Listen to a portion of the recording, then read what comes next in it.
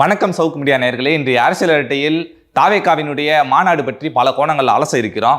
வாருங்கள். நிகழ்ச்சிக்குள்ள போறதுக்கு முன்னாடி சப்ஸ்கிரைப் பண்ணாம இருந்தீங்கன்னா சப்ஸ்கிரைப் பண்ணிடுங்க. இப்போ வாங்க நம்ம நிகழ்ச்சிக்குள்ள போயிடலாம். சார் வணக்கம். வணக்கம் வணக்கம் வணக்கம். சரி, உங்கள் அப்சர்வேஷன் என்ன சொல்லுங்கள். பார்த்தீங்க நேற்று என்ன impression? What is your impression? Sir, மாநாடு மிக பிரம்மாண்டமாக இருந்துச்சு. விஜய் பேசுகிறது தான் இங்கே ஒரு ஹைப்பு. அவர் பேசுகிறது தான் ஒரு தாக்கத்தை ஏற்படுத்தும்.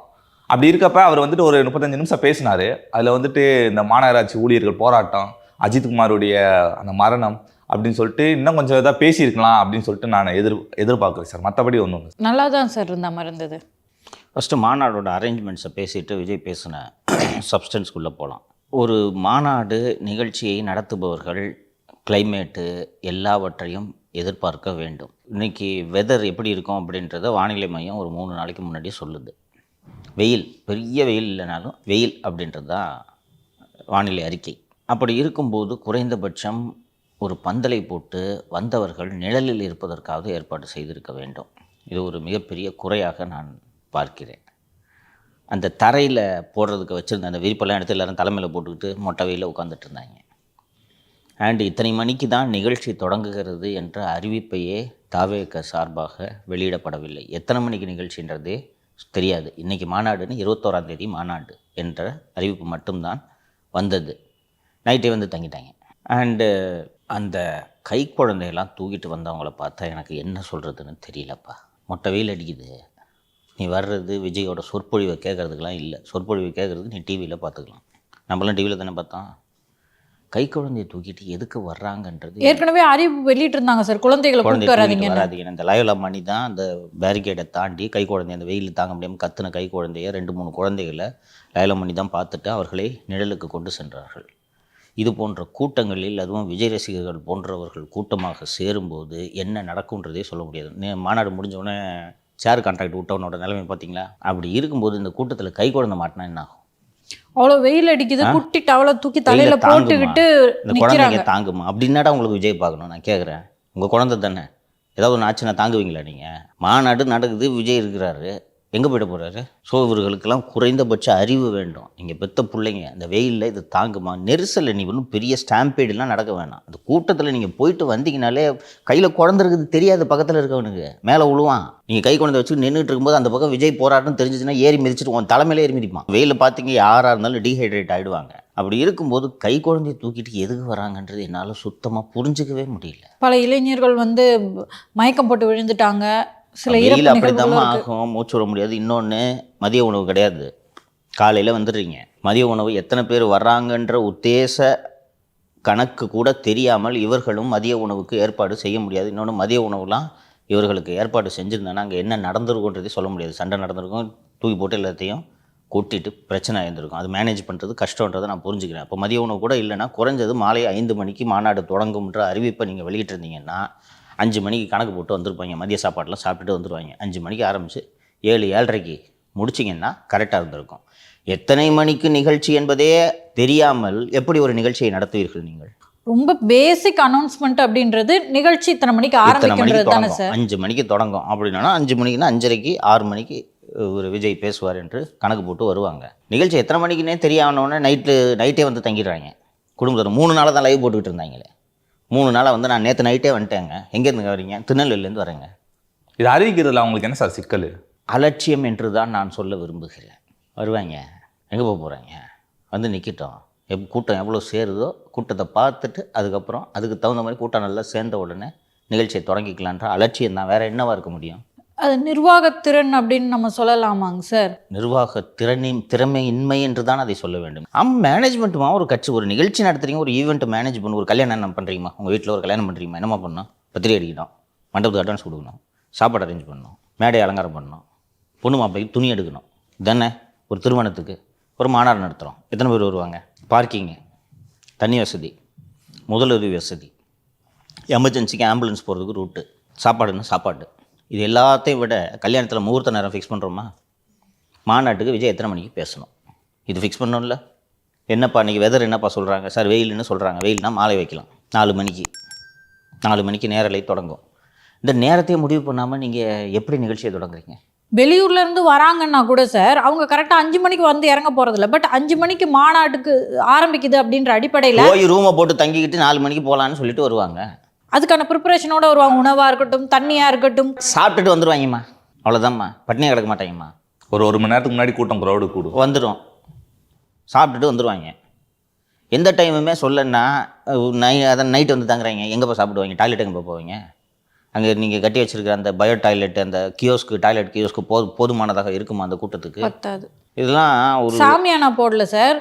இப்போ என்ன சொல்றாங்கன்னா அந்த கூட்டம் தெரியாது, ஒருவேளை சேர்ஸ் கூட கொடுக்கறதுல சிக்கல் இருக்கு, சாமியானா போடுறதுல டைம் ப்ரீபோன் பண்ணியிருக்காங்க டேட்டு, அதனால வந்து சிக்கல் இருந்திருக்கலாம் அப்படின்னு சொல்லிட்டு. பட் வெயில்னு ஒன்று இருக்குல்ல, வெயிலே தாங்கவே முடியாதவங்களால அந்த சாமியானால உட்கார அளவுக்கு கொஞ்சமாவது போட்டிருக்கணும்ல சார். பாருங்கம்மா, மொட்டை வெயில நிற்க வச்சு நிகழ்ச்சி நடத்துவீங்களாம்மா? என்னம்மா பேசுகிறீங்க? சரி, மழை பெய்யுது, மழை பெஞ்சா மட்டும் மழையில் நின்றுக்கிட்டே கேட்பாங்களா? இது என்னம்மா லாஜிக்கு? மாலை 7 மணிக்கு நிகழ்ச்சி தொடங்குவதாக இருந்தால் நீங்கள் சாமியானா போடாமல், பந்தல் போடாமல் நிகழ்ச்சியை நடத்தலாம், நான் ஒன்றுமே சொல்ல மாட்டேன். 7 மணிக்கு நிகழ்ச்சினா அது இதுக்கே சாமியானா என்று கேட்கலாம். அப்போ உங்களுக்கு மாலை 7 மணிக்கு நிகழ்ச்சியை தொடங்கும் எண்ணம் உங்களுக்கு இல்லை. மதிய நேரம் அல்லது மாலையில் வந்து சாயங்காலம் வெயில் சுள்ளுன்னு அடிக்கும் என்பதை நீங்கள் யோசிக்க வேண்டாமா? எவ்வளோ பேர் தான் வருவாங்கன்னே தெரியலன்னா பார்க்கிங்லாம் அரேஞ்ச் பண்ண தெரியுது. 250 ஏக்கரில் அந்த இடம் போடணும். இல்லை எங்களால் போட முடியல, அரசாங்கம் நெருக்கடி கொடுக்குதுன்னா எதுக்கு மாநாடு நடத்துகிறீங்க? ஷோ காட்டணும்னு ஆசை மட்டும் இருக்குல்ல. இது ஒன்று. விஜயோட ஸ்பீச்சில் நான் மிக முக்கியமாக பார்ப்பது என்னவென்றால், திமுகவுக்கு மாற்றாக தன்னை விஜய் நிறுவிக்கொள்கிறார். இதுதான் இந்த விஜயோட ஸ்பீச்சோட சம் அண்ட் சப்ஸ்டன்ஸ் அப்படின்ட்டு நான் பார்க்குறேன். அது மட்டும் இல்லாமல் திமுக கூட்டணியிலிருந்து ஒரு கட்சி, அதிமுகவோட கூட்டணியிலிருந்து ஒரு கட்சிக்கான வெளிப்படையான அழைப்பை விடுத்திருக்கிறார் திரு விஜய். பிஜேபியோடு ரகசிய கூட்டணியில் இருக்கிறார்கள். அமலாக்கத்துறை சோதனைகள் நடக்கின்றன. டெல்லிக்கு சென்று நீங்கள் ஒரு சந்திப்பு நடந்து முடிந்தவுடன் அந்த அமலாக்கத்துறை சோதனைகள் என்ன ஆகிறது என்பதே தெரியவில்லை என்று திரு விஜய் அவர்கள் சொல்வதன் மூலமாக காங்கிரஸ் கட்சியிடம் பிஜேபியை எதிர்ப்பதற்கு உறுதியான ஆள், சரியான ஆள் நான் தான் என்பதை திரு விஜய் அவர்கள் அந்த மேடையில் அறிவித்திருக்கிறார் என்று தான் நான் புரிந்து கொள்கிறேன். இதோடு நாம் ஏற்கனவே விவாதித்தோம். டெல்லியில் ராகுல் காந்தி கைது செய்யப்பட்ட போது முதல் கண்டன அறிக்கை, இந்தியாவிலேயே முதல் கண்டன அறிக்கை திரு விஜய் அவர்களிடமிருந்து வந்தது என்று தான் எனக்கு நினைவு. இது ரெண்டையும் சேர்த்து பார்க்க வேண்டும். கூடுதலாக அந்த கட்சியின் பொதுச் செயலாளர் திரு அருண்ராஜ் அவர்கள் பேசும்போது, உலக நாடுகள் எதையோ கண்டுபிடித்து கொண்டிருக்கின்றன, ஆனால் நாம் தான் எந்த மசூதிக்கு கீழே கோயில் இருக்கிறது என்பதை கண்டுபிடித்து கொண்டிருக்கிறோம் என்பதை சொன்னார். ஸோ ரொம்ப கவனமாக பிஜேபிக்கு எதிராக தன்னை நிலைநிறுத்துகிறார் விஜய். தான் பார்ட்டியோட லைன்ன்றதை டிக்ளேர் பண்ணிட்டார் அப்படின்றது தான் நான் மிக முக்கியமாக பார்க்கிறேன். ஒன்று. ரெண்டாவது, திரு விஜயகாந்த் அவர்களோடு பழகியிருக்கிறேன், அவர் எனது அண்ணன் என்று அறிவித்ததன் மூலமாக தேமுதிகவுக்கு வெளிப்படையான அழைப்பை திரு விஜய் அவர்கள் விடுத்திருக்கிறார் என்றும் நான் பார்க்கிறேன். அந்த நேற்றைய பேச்சிலும் ஆட்சியில் பங்கு, அதிகாரத்தில் பங்கு என்பதை கூடுதலாக வலியுறுத்தியதன் மூலமாக நீங்கள் என் கூட வந்தீங்கன்னா ஆட்சி அமைச்சா உங்களுக்கு அமைச்சரவையில் பங்கு என்பதை 2 கட்சிகளுக்கும் சொல்லியிருக்கிறார். கடந்த வாரம் விஜயகாந்தோட படத்தெல்லாம் பயன்படுத்தக்கூடாது, கூட்டணியில் இருந்தால் தான் பயன்படுத்த வேண்டும் என்று சொல்லிய திருமதி பிரேமலதா அவர்கள், என்னைக்காக இருந்தாலும் விஜய் எங்கள் தம்பி, விஜயோட ஸ்பீச்சை வரவேற்கிறோம், கூட்டணி அங்கன்னு கேட்டால் அது ஜனவரி தான், ஆனால் விஜய் எங்கள் தம்பி. அண்ட் ஏற்கனவே நாம் விவாதித்தோம், விஜயகாந்த் படத்தை பயன்படுத்தக்கூடாது என்று திருமதி பிரேமலதா அவர்கள் சொன்னது திரு விஜய் அவர்களுக்கு தான் அப்படின்றது அரசியலில் அடிப்படையை கற்றுக்கொள்பவர்களுக்கு கூட புரியும். 2. மூன்றாவது, தமிழ்நாட்டில் அதிமுகவென்ற ஒரு கட்சியே இல்லை என்ற ஒரு கருத்தாக்கத்தை உருவாக்க திரு விஜய் அவர்கள் முயல்கிறார் என்பது தான் நேற்றைய ஸ்பீச்சோட சப்ஸ்டன்ஸாக நாம் பார்க்க வேண்டும். இவ்வளவு நாள், இத்தனை நாளாக கட்சி தொடங்கிய இந்த 1.5 ஆண்டுகளில் இதுவரை அண்ணா திராவிட முன்னேற்ற கழகத்தை பற்றி விமர்சித்து ஒரே ஒரு வார்த்தை கூட திரு விஜய் அவர்கள் இதுவரை எங்குமே பேசியதில்லை, அறிக்கையாக கூட வெளியிட்டதில்லை. ஒரே ஒரு வாட்டி ஒரு அறிக்கையில் மைல்டாக ஒரு ரெஃபரன்ஸ் மட்டும் இருந்துச்சு, எங்கேயுமே வெளிப்படையாக அண்ணா திராவிட முன்னேற்ற கழகத்தை அவர் எதிர்த்ததில்லை. நேற்று எம்ஜிஆர் தொடங்கிய கட்சி இன்று எந்த நிலைமையில் இருக்கிறது பாருங்கள், யாருக்கிட்ட இருக்கிறது என்பதே தெரியவில்லை என்று வெளிப்படையாக நேரடியாக அண்ணா திராவிட முன்னேற்ற கழகத்தின் மீது ஒரு கடுமையான விமர்சனம் என்று சொல்லலாம், கடுமையான விமர்சனத்தை வைத்ததன் மூலமாக எம்ஜிஆர் தொண்டர்களையும் அறிஞர் அண்ணாவின் தொண்டர்களையும் அவர்கள் தொடங்கிய கட்சியின் அவர்கள் தொடங்கிய கட்சியோட நோக்கத்தை நிறைவேற்றப் போவது நான் தான். அவர்கள் தொடங்கிய கட்சி இன்று அந்த நோக்கத்திலிருந்து விலகி போய்விட்டது. அந்த கட்சி தொடங்கிய அந்த தலைவர்களோட நோக்கத்தை நிறைவேற்றுறதுக்கு இன்றைக்கி நான் ஒருத்தன் தான் இருக்கிறேன் என்று அண்ணா திராவிட முன்னேற்ற கழக தொண்டர்களுக்கும் இவர் அழைப்பு விடுக்கிறார் என்று தான் நாம் பார்க்க வேண்டும். மிக கடுமையாக இன்னும் எளிமைப்படுத்தி சொல்லணுன்னா, தமிழ்நாட்டில் இருக்கக்கூடிய எல்லா கட்சிகளுக்கும் நான் ஒருவன் தான் மாற்று, யாரோடும் கூட்டணி கிடையாது, என்னோடு கூட்டணி வைக்க வாருங்கள். அதிமுக இன்னைக்கு யாருக்கிட்ட இருக்குன்றதே தெரியல என்று திரு விஜய் அவர்கள் சொல்வதன் மூலமாக திரு பழனிசாமி அவர்களை ஒரு சிஎம் கேண்டிடேட்டாகவோ ஒரு தலைவராகவோ நான் ஏற்றுக்கொள்ள தயாராக இல்லை என்பதுதான் திரு விஜய் அவர்கள் இந்த நேற்றைய ஸ்பீச்சிலிருந்து உணர்த்த விரும்பும் செய்தி என்று நாம் புரிந்து கொள்ளலாம். 2024 திரு பழனிசாமி அவர்களின் பிறந்த நாளுக்கு பிறந்தநாள் வாழ்த்து சொன்ன திரு விஜய் அவர்கள் 25 பிறந்த நாளுக்கு வாழ்த்து சொல்லவில்லை என்பதை நாம் ரொம்ப விரிவாக பதிவு செஞ்சு டிஸ்கஸ் பண்ணோம். என்னென்னா இது ரொம்ப சிக்னிஃபிகண்ட்டாக நான் அன்றைக்கே பார்த்தேன். இந்த 24 பிறந்த நாளைக்கு காலைல 11:30 மணிக்கு நீங்கள் வாழ்த்து சொல்கிறீங்க, 25 பிறந்த நாளுக்கு வாழ்த்தே கடைசி வரை சொல்லவில்லை அப்படின்றத நான் பழனிசாமி அவர்களோடு ஒட்டும் கிடையாது, உறவும் கிடையாது, பழனிசாமியை நான் முதல்வராக ஏற்றுக்கொள்ள மாட்டேன்ற மூடுக்கு திரு விஜய் அவர்கள் அப்போதே வந்துவிட்டார் அப்படின்றது தான் அன்னைக்கு அந்த வாழ்த்து சொல்லாமல் இருந்ததில் நாம் புரிந்து கொள்ள வேண்டிய செய்தி என்று சொன்னேன். நேற்று அது உறுதிப்பட்டிருக்கிறது. தமிழ்நாட்டு தேர்தல் 2026 அப்படிங்கிறது டிஎம்கே வர்சஸ் டிவிகே அப்படின்னு சொல்றாரு என்று அவர் நிறுவ விரும்புகிறார். கூடுதலாக அண்ணா திராவிட முன்னேற்ற கழகத்தில் திரு எடப்பாடி பழனிசாமியின் தலைமையை விரும்பாமல் சிலர் இருக்கக்கூடும், பலர் இருக்கக்கூடும். உதாரணத்திற்கு திரு பன்னீர்செல்வத்தை சொல்லலாம், அண்டு வைத்திலிங்கத்தை சொல்லலாம், மனோஜ் பாண்டியனை சொல்லலாம், இது போன்ற தலைவர்கள் புகழேந்தியை சொல்லலாம், கேசி பழனிசாமியை சொல்லலாம். அவர்கள்லாம் இன்னும் அதிமுக நல்ல கட்சி, ஆனால் எடப்பாடி பழனிசாமி தப்பான ஆள் என்று சொல்லி கொண்டிருக்கிறார். அவர்களுக்கும் சேர்த்து திரு விஜய் அவர்கள் அழைப்பு விடுக்கிறார் என்று நாம் புரிந்து கொள்ளலாம். ஒரு விஷயம், நேற்றைய விஜயோட ஸ்பீச்சினால் தமிழக மக்களுக்கு ஒரு தெளிவு கிடைத்திருக்கிறது என்று நான் புரிந்து கொள்கிறேன். இது நல்லது. இவ்வளவு நாள் ஒரு குட்டை குழம்பி போய் இருந்தது, அந்த குழம்பிய குட்டை இப்போது தெளிவடைந்திருப்பதாக நான் புரிந்து கொள்கிறேன்.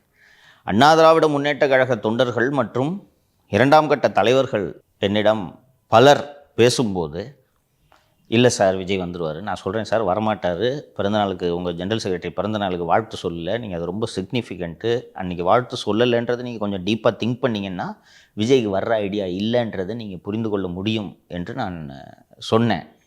அவங்க இல்லை சார் வந்துடுவார் என்று நினைத்து கொண்டிருந்தார்கள். அந்த நினைப்பு தவறானது, பிழையானதுன்றதை நேற்று திரு விஜய் அவர்களோட ஸ்பீச்சு தெளிவாக உறுதிப்படுத்தி இருக்கிறது. இன்றைக்கி தமிழக மக்கள் மத்தியில் 3 அணிகள் இந்த தேர்தலில் போட்டியிடுகிறது என்பது கிளியராக தெரிஞ்சிருச்சு. திமுக மற்றும் கூட்டணி கட்சிகள், திரு விஜய் அவர்கள், அண்ணா திராவிட முன்னேற்ற கழகம், பாரதிய ஜனதா கூட்டணி. இதில் எந்த கூட்டணி வேண்டும் என்பதை மக்கள் தீர்மானிப்பார்கள். த பெஸ்ட் வின்ஸ். மக்களோட நம்பிக்கையை இந்த 3 அணிகளில் எந்த அணி பெறுகிறதோ அந்த அணி வெற்றி பெறும். ஸோ தமிழக மக்கள் மத்தியில் இருக்கக்கூடிய அந்த ஆப்ஷன் இன்றைக்கி கிளியர் ஆகிடுச்சு அப்படின்ட்டு நான் பார்க்குறேன். சார், இன்னைக்கு இருக்கிறது நாளைக்கு இருக்கணும் அப்படின்ற அவசியம் கிடையாது. அதிமுக தாவேக்காவோட கூட்டணி அப்படிங்கிறது இன்னமும் லைவாக தான் இருக்குது அப்படின்னு தான் சார் சில அரசியல் விமர்சகர்கள் சொல்கிறாங்க. வேட்புமனு தாக்கல் செய்ய கடைசி நாள் வரை இந்த கூட்டணிக்கான வாய்ப்பு இருக்கிறது. நான் மட்டும் இல்லை, நான் சொன்னேன் இன்றைக்கி சிச்சுவேஷன்றதை நான் சொல்கிறேன். நேற்று இந்த டிக்ளேர் பண்ணதன் மூலமாக விஜய் பாரு உங்களோட எனக்கு உறவு கிடையாது, நான் தான் லீட் பண்ணுவேன், வேணும்னா என் தலைமையை ஏற்றுக்கிட்டு எடப்பாடி பழனிசாமி வேண்டுமானால் என்னிடம் வரட்டும் என்பது தான் அவர் உணர்த்த விரும்பும் செய்தி. அன்று நேற்று திரு விஜய் அவர்களோட பேச்சுக்கு இதுவரை விஜய் எப்படி இதுவரை அதிமுகவை நேரடியாக விமர்சனம் செய்ததில்லையோ அதே போல் அண்ணா திராவிட முன்னேற்ற கழகமும் திரு விஜய் அவர்களை நேரடியாக இதுவரை விமர்சனம் செய்ததே கிடையாது. நேற்று விஜய் சொன்ன உடனே ரெஸ்பாண்டு பண்ணியாக வேண்டிய கட்டாயத்தில் இருக்கிறார். விஜய் பேசி முடித்து 1 மணி நேரத்தில் நேற்று பேசிய பிரச்சார கூட்டத்தில் திரு விஜய் அவர்களை பெயரை குறிப்பிடாமல் நேரடியாக தாவேக மீது கடுமையான விமர்சனங்களை திரு பழனிசாமி அவர்கள் வைத்திருக்கிறார் என்பதையும், அதனால தான் நான் battle lines R Tran, situation clear அப்படின்றத அதனால தான் சொன்னேன். திரு பழனிசாமி அவர்கள் என்னப்பா சொன்னார்? அது இப்போ உடனே வந்தோடனே எல்லாரும் முதலமைச்சர் ஆயிட முடியாது, ஒரு செடி இருக்குன்னா அது வளர்ந்து தான் மரமாக முடியும் அப்படின்னு சொல்லியிருந்தார். நீங்கள் ஒரு கட்சி ஆரம்பித்து 1.5 வருஷத்தில் முதலமைச்சர் ஆக விரும்புகிறதே ஒரு ஊழல் என்று சொல்கிறார். இது நல்லதுன்றேன். நீங்கள் விமர்சனம் பண்ணுங்கன்றேன். இந்த நிழல் யுத்தம் நடத்தி கொண்டு இருக்காதீர்கள். இருக்கிறதுல யார் பெஸ்ட்டுன்றதை நம்மளை போன்ற வாக்காளர்கள் தீர்மானித்து கொள்ளலாம். நீங்கள் விமர்சனம் பண்ணுங்கள். தம்பி நேற்று கட்சி ஆரம்பிச்சுட்டு இன்றைக்கி வந்து சிலர் ஆசைப்படுகிறார்கள். திரு விஜய் பேசும்போது எம்ஜிஆர் எந்த அளவுக்கு ஒரு மாஸ் லீடர்னா அவர் உயிரோடு இருக்க வரைக்கும் யாராலையும் சிஎம் ஆக முடியல, அப்படிப்பட்ட மாஸ் லீடர், அப்படிப்பட்டவர் தொடங்கின கட்சி இன்றைக்கி யாருக்கிட்ட இருக்குது அப்படின்ட்டு சொன்னதுக்கு திரு பழனிசாமி அவர்கள் இந்த கட்சி யார்கிட்ட இருக்குன்றது இங்கே இருக்கிற தொண்டர்களுக்கு தெரியும், மக்களுக்கு தெரியும், நிர்வாகிகளுக்கு தெரியும். இந்த கட்சி யார்கிட்ட இருக்குன்றது கூட தெரியாமல் ஒரு அரசியல் தலைவர் அரசியல் கட்சி ஆரம்பிச்சுட்டு சிஎம் ஆகிறதுக்கு ஆசைப்படுறாரு பாருங்க. இது நான் வரவேற்கிறேன். பட் சார், ஏன் சார் அவர் எடப்பாடி பழனிசாமின்ற பெயரையே பயன்படுத்தலை? அது அரசியலில் ஒரு இது. நான் ஒன்றும் அவ்வளோ பெரிய ஆளாக மதிக்கல. நம்ம அதிபர் 2 சாத்தினார் பார்த்தீங்களா, என்ன சொன்னார்? சிங்க வேட்டைக்கு போகிறப்ப வந்துட்டு வேட்டையாடும்ல சார், அப்போ வந்து பெரிய சைஸ் விலங்கை தான் வேட்டையாடுமா அதை விட. ஆனால் அதே மாதிரி வந்துட்டு எவ்வளோ பசியில் இருந்தாலும் இந்த கெட்டு போன இந்த கேவலமான விலங்குகளை வேட்டையாடாது, தொட்டு கூட பார்க்காதுன்னு சொல்லிட்டார் சார். அப்படி ஒரு விலங்கு இருக்கா சார்? எனக்கு ஒன்றுமோ சீமானது தான் சொன்ன மாதிரி வந்து எல்லாரும் பேசிக்கிறாங்க. விலங்கு அப்படிப்பட்ட விலங்கு இருக்கான்னு கேட்குறேன். விலங்கு இருக்குது. கழுதை புலி, ஹைனா இங்கிலீஷில் அதுக்கு பேர்.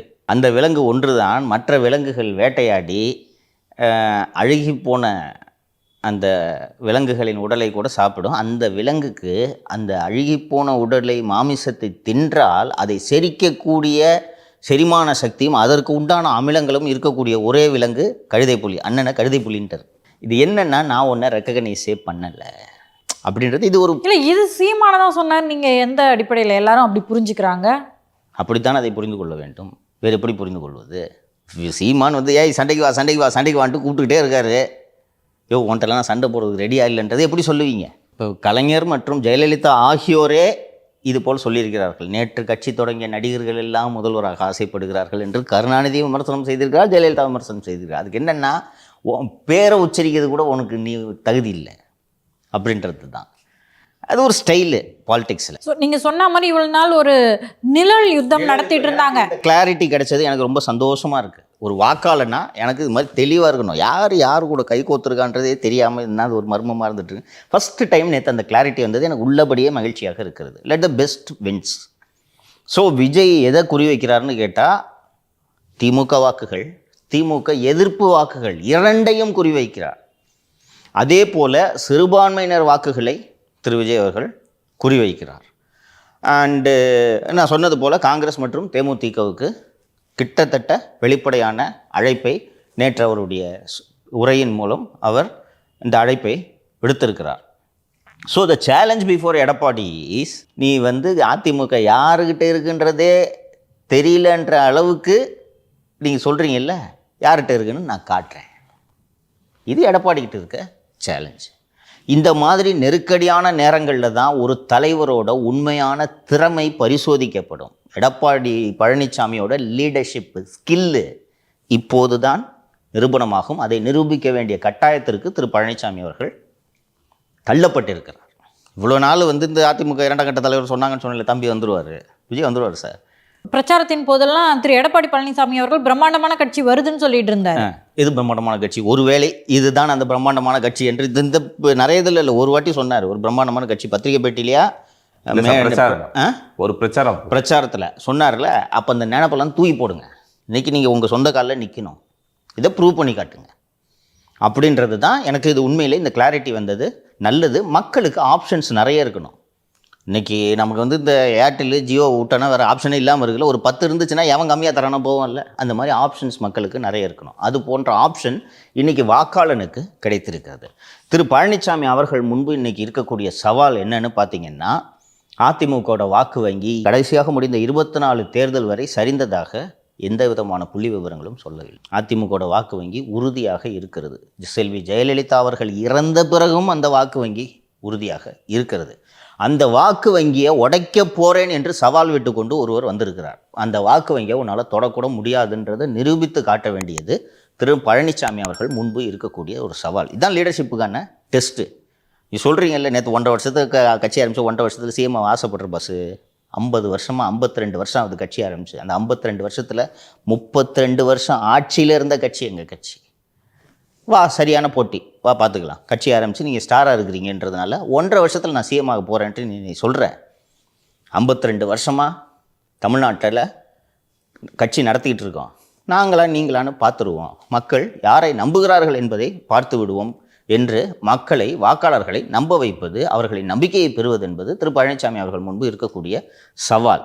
இப்போது பழனிசாமி அவர்கள் இந்த சவாலை முறியடிக்க என்ன செய்ய வேண்டும் என்றால், அவரது தலைமை பிடிக்காமலோ இல்லை ஏதோ ஒரு அதிருப்தியின் காரணமாகவோ சாதி ரீதியான காரணங்களாகவோ வேறு எந்த காரணங்களாலோ திமுகவை பிடிக்காம அதிமுகவுக்கு போடலாமா வேண்டாமா என்று யோசித்து கொண்டிருக்கக்கூடிய வாக்காளர்களை கவர்ந்து திமுகவை வீழ்த்த வல்லமை பெற்ற ஒரே கட்சி அண்ணா திராவிட முன்னேற்ற கழகம் என்பதை நிரூபிக்க நம்ம கன்வின்ஸ் பண்ணுற வேலை கடமை திரு பழனிசாமி அவர்கள் முன்பு இருக்கிறது. அதை எந்த அளவுக்கு சக்ஸஸ்ஃபுல்லாக பண்ணுறாருன்றது தான் 26 தேர்தல் முடிவுகள் நமக்கு உணர்த்த போகிறது. இன்றைக்கி அப்போது இதுக்கு அடுத்த கட்டமாக திரு பழனிசாமி அவர்கள் என்ன செய்யணும்னு கேட்டிங்கன்னா, அத்தனை பேரையும் கூப்பிடணும். அதிமுக வாக்காளன் என்று அல்லது அதிமுக ஆதரவாளன் ஒருவன் வீட்டுக்குள் தேர்தல் என்று உறங்கி கொண்டிருந்தால் அவன் ஒருவனை கூட விடாமல் பிடிச்சி தூக்கிட்டு வந்து நீங்கள் வாக்களிக்க வைக்கணும். 1.5 கோடி தொண்டர்கள் 2 கோடி தொண்டர்கள் என்று நீங்கள் சொல்கிறீர்கள் அல்லவா, அந்த 2 கோடி பேர் ஓட்டி போட்டால் நீங்கள் ஆட்சி வந்துடுவீங்க சார். அதை உறுதி செய்ய வேண்டிய நெருக்கடிக்கு திரு பழனிசாமி அவர்கள் தள்ளப்பட்டிருக்கிறார். திரு விஜய் அவர்கள் முன்பு இருக்கக்கூடிய இன்னொரு சவாலாக நான் எதை பார்க்கிறேன் என்றால், எம்ஜிஆரோட லெகசியை நீங்கள் எடுக்கணும்னு நீங்கள் நினைக்கிறீங்க. நான் சின்ன பையனாக இருக்கும்போது எம்ஜிஆர் இறந்துட்டார். பட் எம்ஜிஆர் படங்களை பார்த்துருக்கிறேன். எம்ஜிஆரோட ஆட்சி பற்றி நான் அப்போது 12 வயசுன்னு நினைக்கிறேன். எனக்கு 12 வயசு எம்ஜிஆர் அவர்கள் இறக்கையில். ஸோ அந்த வயசில் எனக்கு இந்த எம்ஜிஆர் கருணாநிதிக்கு 2 பேருக்கும் பெரிய சண்டை நடந்துகிட்டு இருக்கு என்பது மட்டும் தான் எனக்கு தெரியுமே ஒழிய, அதற்கு பிறகு வளர்ந்து நான் எம்ஜிஆரை பற்றி படித்து தெரிந்து கொள்கிறேன். நிதிஷ் மாதிரியான ஜென்ரேஷனுக்கு காந்தி மாதிரி தான் எம்ஜிஆர் இல்லையா? எனக்கு காந்தி எப்படியோ அப்படி தான் உனக்கு எம்ஜிஆர் இல்லையா? ஜெயலலிதாவே உனக்கு கிட்டத்தட்ட அப்படி தான். நேரடியாக அவர்களின் ஆட்சியை பார்த்தது கிடையாது. 91 96 ஆட்சி எப்படி இருந்துச்சுன்றதெல்லாம் உனக்கு கேள்வி தான் பட்டிருப்பேன் இல்லையா? ஆனால் விஜயோட வாக்காளர்களில் பெரும்பாலானோர் நிதிஷ் ஜென்ரேஷன். இப்போ நீங்கள் எம்ஜிஆருக்கு அடுத்து நான் தான்ப்பா அப்படின்னு நீங்கள் சொல்கிறீங்க. வேம்பா எனக்கு எம்ஜிஆரே யாருன்னு தெரியாது, நீ என்னப்பா புதுசாக ஏதோ வந்து எம்ஜிஆர்னு சொல்கிறேன்ட்டு நிதிஷ் கேட்பா. கரெக்டுங்களா? அப்போ எம்ஜிஆரின் ஆதரவாளர்கள், எம்ஜிஆரின் அபிமானிகள், எம்ஜிஆரின் மீது பிரியமாக இருப்பவர்கள் யார் என்றால் 40 வயதை கடந்தவர்கள். அந்த 40 வயதை கடந்தவர்கள் ஏற்கனவே அண்ணா திராவிட முன்னேற்ற கழகத்தோடு உறுதியாக இருக்கிறார்கள். அவன் கண்ணை மூடா ரெட்டலை, அதை தவிர எனக்கு தெரியாது. இப்படிப்பட்ட வாக்காளன் அவன் சாலிட் ஓட்டு பேங்க். அதை எப்படி உடைக்க போறீங்க நீங்கள்? ஸ்டேஜில் எம்ஜிஆர் படத்தை போட்டிங்கன்னா எம்ஜிஆரே யாருன்னு கேட்குற ஜென்ரேஷன் தான் உங்களோட வாக்கு. அதான் சார் எங்கள் இப்போ இருக்க ஜென்ரேஷன் எப்படி எப்படின்னா அவங்கள்ட்ட எப்படி அவங்களுக்கு புரிஞ்சுக்கிட்டாங்கன்னா, எம்ஜிஆர் அந்த அண்ணா அவர்கள்னா உடனே வந்தோடனே தேர்தலில் ஜெயிச்சிட்டாங்க, அது மட்டும் தான் தெரியும், மற்றபடி எதுவுமே தெரியாது. அப்போ எப்படி கன்வின்ஸ் பண்ணுவீங்க? ஸோ அப்போ உங்ககிட்ட வந்து ஏன்பா 2 பேர் வந்தவொடனே ஜெயிச்சவங்க 2 பேருப்பா, நானும் அதே மாதிரி வர்றேன்ப்பான்னு சொன்னோன்னே ஓஹோ அப்படின்ட்டு தான் நினைப்போ. ஏற்கனவே நீங்கள் உங்கள் ஜென்ரேஷன் அங்கே தான் இருக்கீங்க. நான் பல முறை பேசியிருக்கிறேன். அண்ணா திராவிட முன்னேற்ற கழகத்தோட வாக்கு வங்கி 35 வயதை கடந்தவர்கள், 18 முதல் 35 அல்லது 40 வயது வரை இருக்கக்கூடியவர்கள் பெரும்பாலானோர் இதர கட்சிகளில் பிரிந்து கிடக்கிறார்கள். நாம் தமிழர்கள் இருக்கிறார்கள், விஜயிடம் பெரும்பாலானோர் இருக்கிறார்கள், ஒரு கணிசமான பகுதி திராவிட முன்னேற்ற கழகத்தில் கூட இருக்கிறார்கள். அவங்களோட இளைஞரணி ஆக்டிவேட் பண்ண அளவுக்கு ஏடிஎம்கே அந்த செக்மெண்ட்டை டார்கெட் பண்ணது போலவே எனக்கு தெரியவில்லை. உங்களுக்கு இப்போது நிதிஷ்கிட்ட எடப்பாடி ஒரு மாஸ் லீடர்னு நம்ப வைக்கணும்னா, நிதிஷ் இன்ஸ்டாவை ஓப்பன் பண்ணோன்னே ஒரு 10 ரீல் டெய்லி எடப்பாடியை பற்றி வரணும். அப்போ தானே நீ நம்பு. வேற எங்கேயாவது சொன்னால் நம்புவியா? புக் எடுத்து படிப்பியா? News paper படிப்பியா? வாய்ப்பே இல்லை. டெய்லி படின்னு சொன்னாலே படிக்க மாட்டேங்கிறேன். கீழ்ச்சனி அதில் எப்படி சார் நான் கேட்க முடியும்? என்ன மூடு என்ன? ஸோ உன்னோட ஜென்ரேஷனில் இருக்கிறவங்களுக்கு உங்களை எப்படி வந்து உன் மைண்டுக்குள்ளே நுழையணும்? செல்ஃபோன் மூலமாக தான் நுழையணும். அந்த செல்ஃபோன் உள்ள தொடர்ந்து வந்து நீ ஒரு நாளைக்கு இன்ஸ்டாவை எடுத்து பொம்பளை பிள்ளைங்க படம் வீடியோ எங்கே இருக்குதுன்னு நீ தேடும்போது எடப்பாடியோட வீடியோ 4 வீடியோ வரணும். அதை பார்த்துட்டு ஓ இவரும் ஏதோ 11 மெடிக்கல் காலேஜ் கட்டியிருக்காரு போல இருக்குப்பா இவர் அப்படின்ட்டு உன் மனசுக்குள்ளே பதிகிற வேலையை அதிமுக இது வரைக்கும் செஞ்சுருக்கா? செய்யலை சார். ஆனால் விஜய் ஈஸியாக வந்துட்டாரா? உங்ககிட்ட சீமான் ஈஸியாக வந்துட்டாரா? அப்போ விஜயோட டார்கெட் ஆடியன்ஸே ஒன் ஜென்ரேஷனு. அவங்க ஏற்கனவே அவங்க கூட இருக்கிறாங்க. 40 வயதை கடந்தவர்களில் பெரும்பாலானோர் யோசித்து வாக்களிக்கக்கூடியவர்கள். அவர்களுக்கு இந்த நரம்பு புடைக்க ஆடு மேய்ப்பவனை அரசு ஊழியர் ஆக்குவோன்றதெல்லாம் நம்பி 40 வயதை கடந்தவர்கள் வாக்களிக்க. இன்னொன்று சார், அந்த இரட்டை இலை அப்படின்றத யார் ரெப்ரசன்ட் பண்றாங்கன்னு கூட பார்க்க மாட்டாங்க. கண்ணை மூட்டு போய் இரட்டை இலையில போட்டு வந்துருவாங்க. அந்த சிம்பலோட அந்த இரட்டை இலை என்ற அந்த சின்னத்தோட வலிமை இன்னமும் விழவில்லை. ரெட்டலை நீங்கள் உசிலம்பட்டி சைட்லாம் போய் பார்த்தீங்கன்னா போயிட்டு என்னென்னா ரெட்டலைப்பா அப்படின்வாங்க, அவ்வளோதான். அதுக்கு தாண்டி அவங்களுக்கு எந்த கட்சி என்னன்றதுலாம் தெரியாது. இரட்டை இலை வழியாக இன்னும் எம்ஜிஆரும் ஜெயலலிதாவும் வாழ்ந்துட்டு இருக்காங்க. அவங்களுக்கு உண்மை, சரியான வார்த்தை இது, மிக சரியான வார்த்தை. இரட்டை இலை மூலமாக அவங்க சாகவே இல்லைன்னு வாங்க. ஸோ யாரை அட்ரஸ் பண்ணுறாரு திரு விஜய்? எப்படி வந்து அதிமுகவோட ஓட் பேங்க்கு 21 கூட்டணியே இல்லாமல் அதிமுக ஓட் பேங்க் இன்னும் சொல்ல போனோன்னா கடந்த தேர்தலோட 1% அதிகரித்து காமிச்சிருக்காங்க. அப்போ அதை எப்படி நீங்கள் உடைக்க போகிறீங்க? எனக்கு இதில் வந்து ஒரு விஷயம், நேற்று இந்த அதிமுக தாவேகாக்கு இடையே நேரடியான ஒரு மோதல் தொடங்கிவிட்டது என்பதில் நான் மகிழ்ச்சி அடைந்த ஒரு விஷயம். என்னென்னமோ பண்ணி கூட ஏடிஎம்கே ஐடிவிங்க வேலை வாங்கவே முடியல. நானும் ஷோவில் பல முறை பேசி பார்த்துட்டேன். நவரு வேணான்றாங்க. ஜூனியர் வீடன்லாம் ரேப்பரே வந்துருந்துச்சு சார். ஆமாம், உறங்கும் எதிர்க்கட்சிகள் அப்படின்னு சொல்லிட்டு. அது என்ன மீனிங்னா ஐடி விங் தூங்குறது தான் அதுக்கு மீனிங். ஆக்டிவாக இல்லை அப்படின்றது தான் மீனிங். திமுகவில் மிக மோசமாக திரு பழனிசாமி அவர்களை விமர்சனம் செய்த போதெல்லாம் கூட தூங்கி எந்திரிச்சு சாவகாசமாக தான் ஐடி விங் பதில் சொல்லி கொண்டிருக்கும். இப்போது தாவேக கட்சி ஐடி விங்கில் தானே இருக்குது. அதனால் இப்போது உடனடியாக அவர்களுக்கு எதிர்வினை ஆற்ற வேண்டிய நெருக்கடிக்கு அதிமுக ஐடி விங் தள்ளப்பட்டிருக்குது. எந்திரிக்கிறாங்க. இப்போ அதை எந்திரிக்கிறாங்களான்றது வரக்கூடிய காலங்களில் நான் பார்ப்போம். இப்போ நீங்கள் பதில் சொல்லி தான் ஆகணும். அந்த பசங்க பூரா ஐடியில் தான் இதில் தான் இருக்காங்க, சோஷியல் மீடியாவில் தான் இருக்காங்க. சார், இப்போ நிதிஷ் சொன்ன மாதிரி திரு விஜய் அவர்களே அதை அப்படி தான் புரிஞ்சுக்கிறாரோன்னு நினைக்கிறேன். அண்ணாவும் வந்தோடனே ஜெயிச்சிட்டாரு, எம்ஜிஆரும் வந்தோடனே ஜெயிச்சிட்டாருன்னு. இப்போ ஆக்சுவலி என்ன நடந்திருக்கணும்னா, இவர் வந்து அதிமுகவில் இருக்காரு விஜய், அதன் மூலமாக மீண்டும் மீண்டும் அதிமுக ஜெயிச்சிட்டே இருக்கு. ஸோ விஜய்க்கும் திரு எடப்பாடி பழனிசாமி அவர்களுக்கும் ஒரு பிணக்கு வருது. அப்போ என்னால் தானே நீங்கள் ஜெயிச்சிருக்கீங்கன்னு வெளியே போய் ஜெயிக்கிறாருன்னா அதுதான் அண்ணா எம்ஜிஆரோட உதாரணமாக இருக்க முடியும். நீங்கள் சொல்கிறது படி புரிஞ்சுக்கிறதுக்கு இன்னும் 10 வருஷம் ஆகும். அவ்வளோ நாள் வெயிட் பண்ணுறதுக்கு எனக்கு நேரம் இல்லை. நூடுல்ஸ் போல் உடனடி முதல்வர் பதவி தான் எனக்கு வேண்டும். நான் என்ன சொல்கிறேன், விஜய் நம்புகிறாரு. விஜய் அவர்கள் அவ்வளோ காலம்லாம் அவசியம் இல்லை. அவங்கெல்லாம் ஓய்வு பெற்ற பிறகு அரசியலுக்கு வந்த நடிகர்கள், ஓகேவா? எம்ஜிஆரே ஓய்வு பெற்ற பிறகு தான் கட்சி தொடங்குறாரு. அவரே ஜெயிச்சிட்டாரு.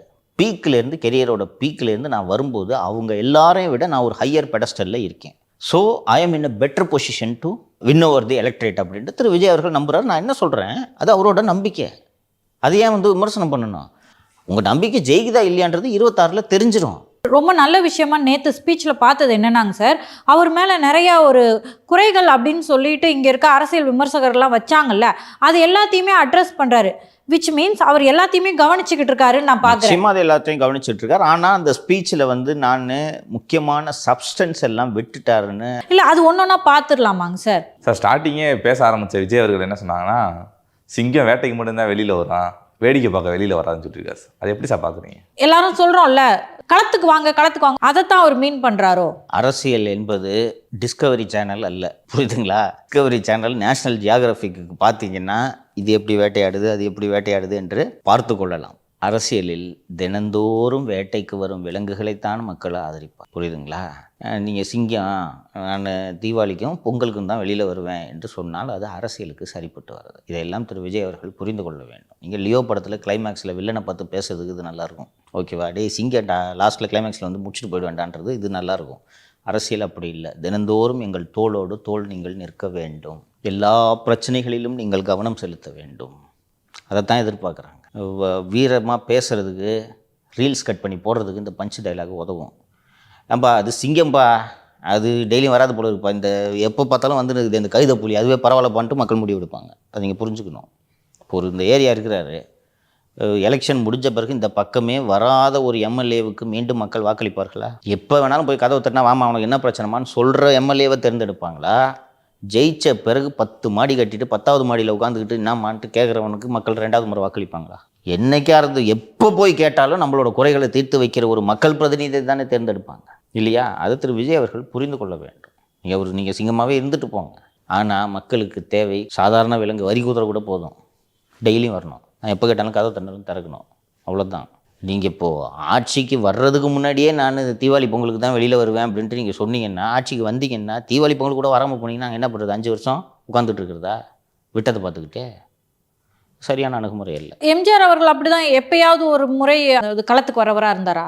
எம்ஜிஆர் அவர்கள் மக்களோடு மக்களாக 20 ஆண்டுகள் திமுகவிலேயே பயணித்து விட்டார். அவர் உடல்நிலை சரியில்லாமல் அமெரிக்கா போன போது அவர் மீது இருந்த பிரியத்தின் காரணமாக இங்கே வெற்றி பெற்றார். அதற்கு 25 ஆண்டுகளாக அவர் மக்களோடு பழகி மக்களிடையே இருந்து பயணித்து உருவாக்கி அடித்தளம் தான் அந்த வெற்றியை பெற வைத்தது. எம்ஜிஆர் ஸ்டாராக இருந்துட்டு நேராக கட்சி ஆரம்பிச்சுட்டுலாம் வரல.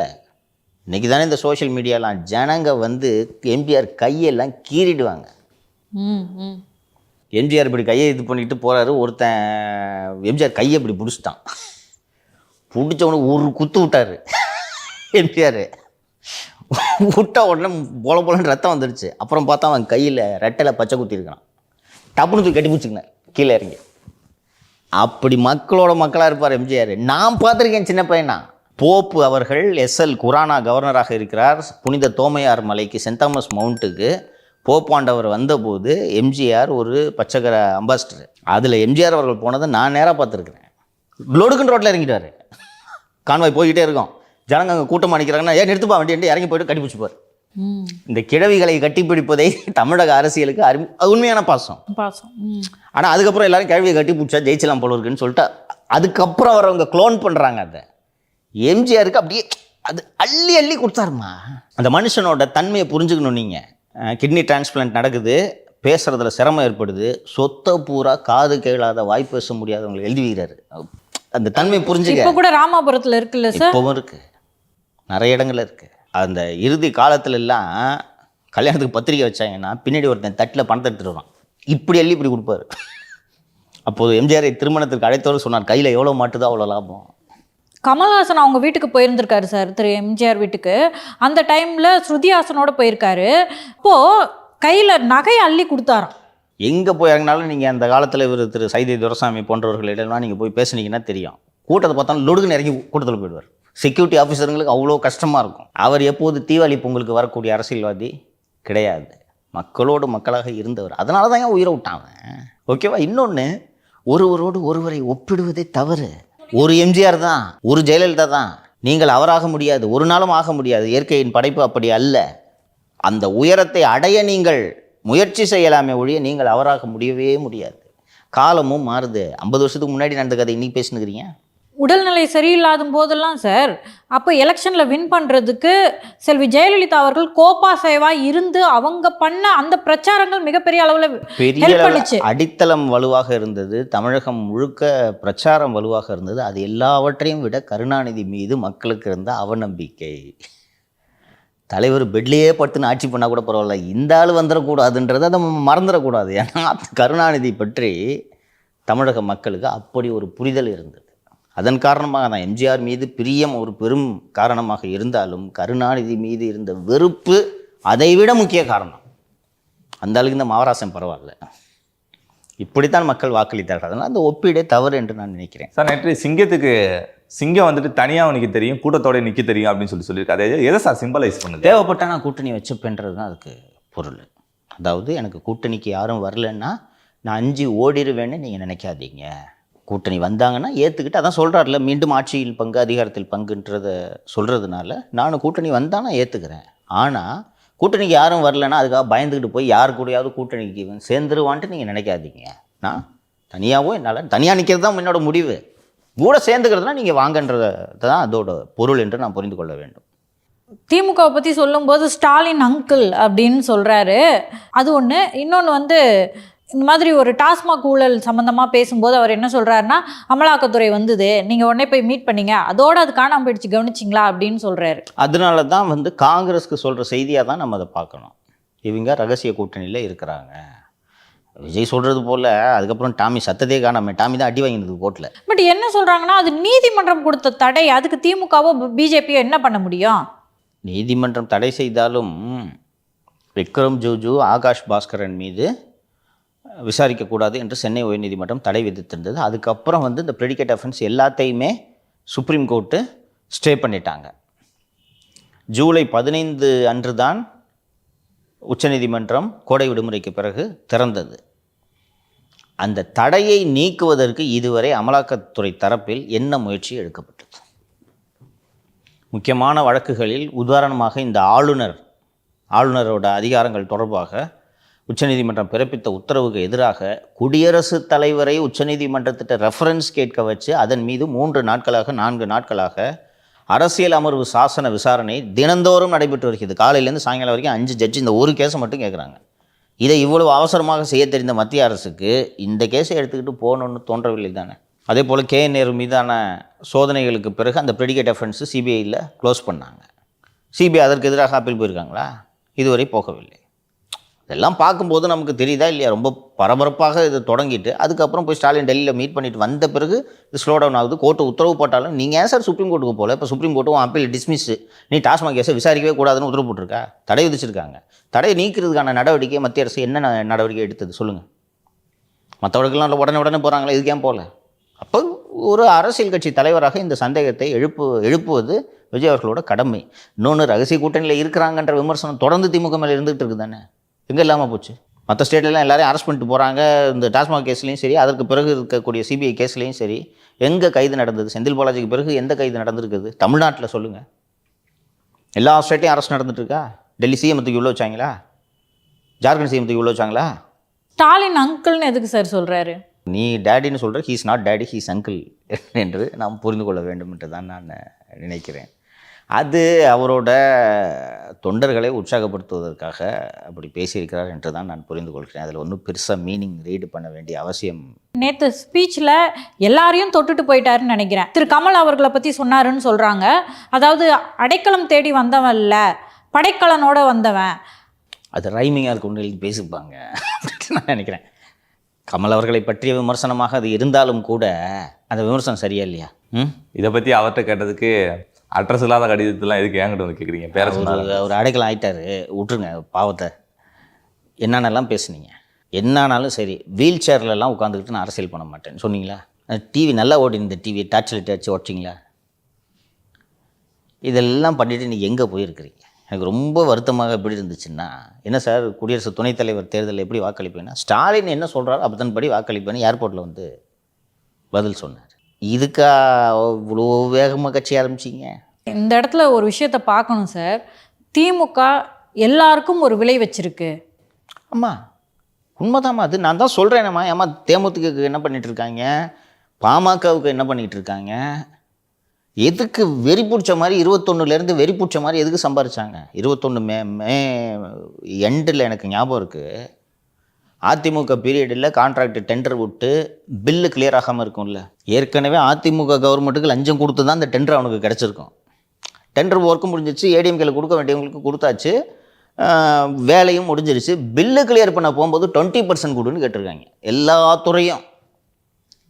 என்ன ஏற்கனவே கொடுத்தா பில்லு கிளியர் ஆகும், கொடுக்கலன்னா இந்த பில்லும் வராது, இனிமேல் உனக்கு ஆர்டரும் வராதுன்னு சொன்னதுனால அவங்க வேறு வழி இல்லாமல் ஒர்க்கு முடிச்சிட்டான். 5 கோடி ரூபாய்க்கு ஒர்க்கு முடிச்சிருப்பான். வேறு வழி இல்லாமல் அழுதுகிட்டே 20% கொடுத்து அதுக்கப்புறம் அதே கான்ட்ராக்டர் பெரும்பாலானோர் கண்டினியூ ஆகுறாங்க. அன்னைக்கு டே 1 ஆரம்பித்தாங்க. நான் சொல்கிறது புது டெண்டர்லாம் எதுவுமே விடலை. கவர்மெண்ட் அப்போ தான் வந்து உட்காந்துருக்கு. எந்த இதெல்லாம் பெண்டிங் பில்லாம் 20% வாங்க. இன்னைக்கு வரைக்கும் சம்பாதிக்கிறது எதுக்குமா? இந்த குடும்பம் திருப்பி ஆளணும்னு ஆசைப்படுதுமா தமிழ்நாட்டில். அப்புறம் எப்படி 33 கோடிக்கு வாட்ச் வாங்குவீங்க? 2 கோடி ரூபாய்க்கு எப்படிமா இன்பநிதி கார் வாங்க முடியும்? ஸோ இப்போ திரு கமல் அவர்கள் வெற்றி பெற்றிருந்தா இந்த இடத்துக்கு போயிருந்திருக்க மாட்டார்ல. ஸோ வெற்றின்றது அரசியலில் எவ்வளோ முக்கியம்? ரொம்ப முக்கியம்தான். விஜய்க்கும் இது பொருந்தும். இன்னைக்கு பேசுகிறாரு டைலாகு, நான் ஜெயிச்சிருவேன், நான் சிங்கம்ட்டுலாம் பேசுகிறாரு. நாளைக்கு நீங்கள் மட்டும் ஜெயிச்சு உங்களோட எல்லா வேட்பாளர்களும் தோத்துட்டா? திரு விஜய் அவர்கள் சொல்கிறாரு, 234 தொகுதிகளிலும் நான் தான் நிற்கிறேன் என்று நீங்கள் புரிந்து கொள்ளுங்கள் அப்படின்னோடனே, நம்ம மதுரவாயில் தொகுதியில் தம்பி நிதிஷ் நிற்கிறாரு அப்படின்னு நினச்சிக்கிட்டானே, நீ விஜய் மாதிரி இல்லை போன்ட்டு போயிடுவாங்க. உண்டா இல்லையா? இது ஏன் அவர் அப்படி சொல்கிறாருனாங்க சார், ஏற்கனவே சொன்னோம்ல, விஜய்க்கு ஓட்டு போட்டுருவாங்க, விஜயோட வேட்பாளர்களுக்கு ஓட்டு போட மாட்டாங்கன்னு. அதை தான் அவர் மீன் பண்ணுறாருன்னு நினைக்கிறேன் சார். அப்படியே வைத்துக்கொள்ளலாம். விஜய் கட்சியின் தாவேகா சார்பாக ஆர்கே துறைமுகம் அல்லது ஆர்கே நகர் தொகுதியில் நிதிஷ் போட்டியிடுகிறார், அல்லது நீங்கள் போட்டியிடுகிறீர்கள். எதிர்க்க சேகர்பாபு நிற்கிறாரு. யாருக்கு ஓட்டு போடுவாங்க சொல்லுங்கள்? நான் சீரியஸாக கேட்குறேன். ஓட்டுன்றதை தாண்டியே சார் அந்த லெவல் பிளேயிங் ஃபீல்டுன்னு சொல்லுவாங்கல்ல, அதுலேயே அவங்க தான் டாமினேட் பண்ணுவாங்க. ஆமாம், சேகர் பாபு தான் டாமினேட் பண்ணுவார். சேகர் பாபுட்டெல்லாம் ஜெயிக்க முடியுமா? இதுதான் யதார்த்தம். இந்த வட இந்தியாவில் பிரச்சாரம் பண்ணும்போது பிரச்சாரத்துக்கு வர்றவங்க எல்லாருக்கும் மோடி மாஸ்க் ஒன்று கொடுப்பாங்க பார்த்துருக்கீங்களா, கண்ணில் மட்டும் ஓட்டம் போட்டுட்டு. அது மாதிரி வேட்பாளர் வந்து விஜய் மூஞ்சை வச்சுக்கிட்டு கண்ணில் 2 ஓட்டம் போட்டுட்டு போய் நின்ன உடனே விஜய் அப்படின்னு போட்டுருவாங்களா? என்னங்க இது? அதுதான் நடைமுறை சிக்கல். 234 விஜய்க்கு எங்கு தேடினாலும் கிடைக்க மாட்டார்கள். அப்போது அண்ணா நகர் தொகுதியில் ஒரு முக்கியமான அதிமுக தலைவர், ஒரு முக்கியமான திமுக தலைவர் மற்றும் நம்ம பைக்கு பிரசாத் நிற்கிறாருன்னு வச்சுக்கோங்க. பைக்கு பிரசாத்துக்கு நான் ஏன் ஓட்டு போடணும்னு நினைப்பாங்களா நினைக்க மாட்டாங்களா ஜனங்க?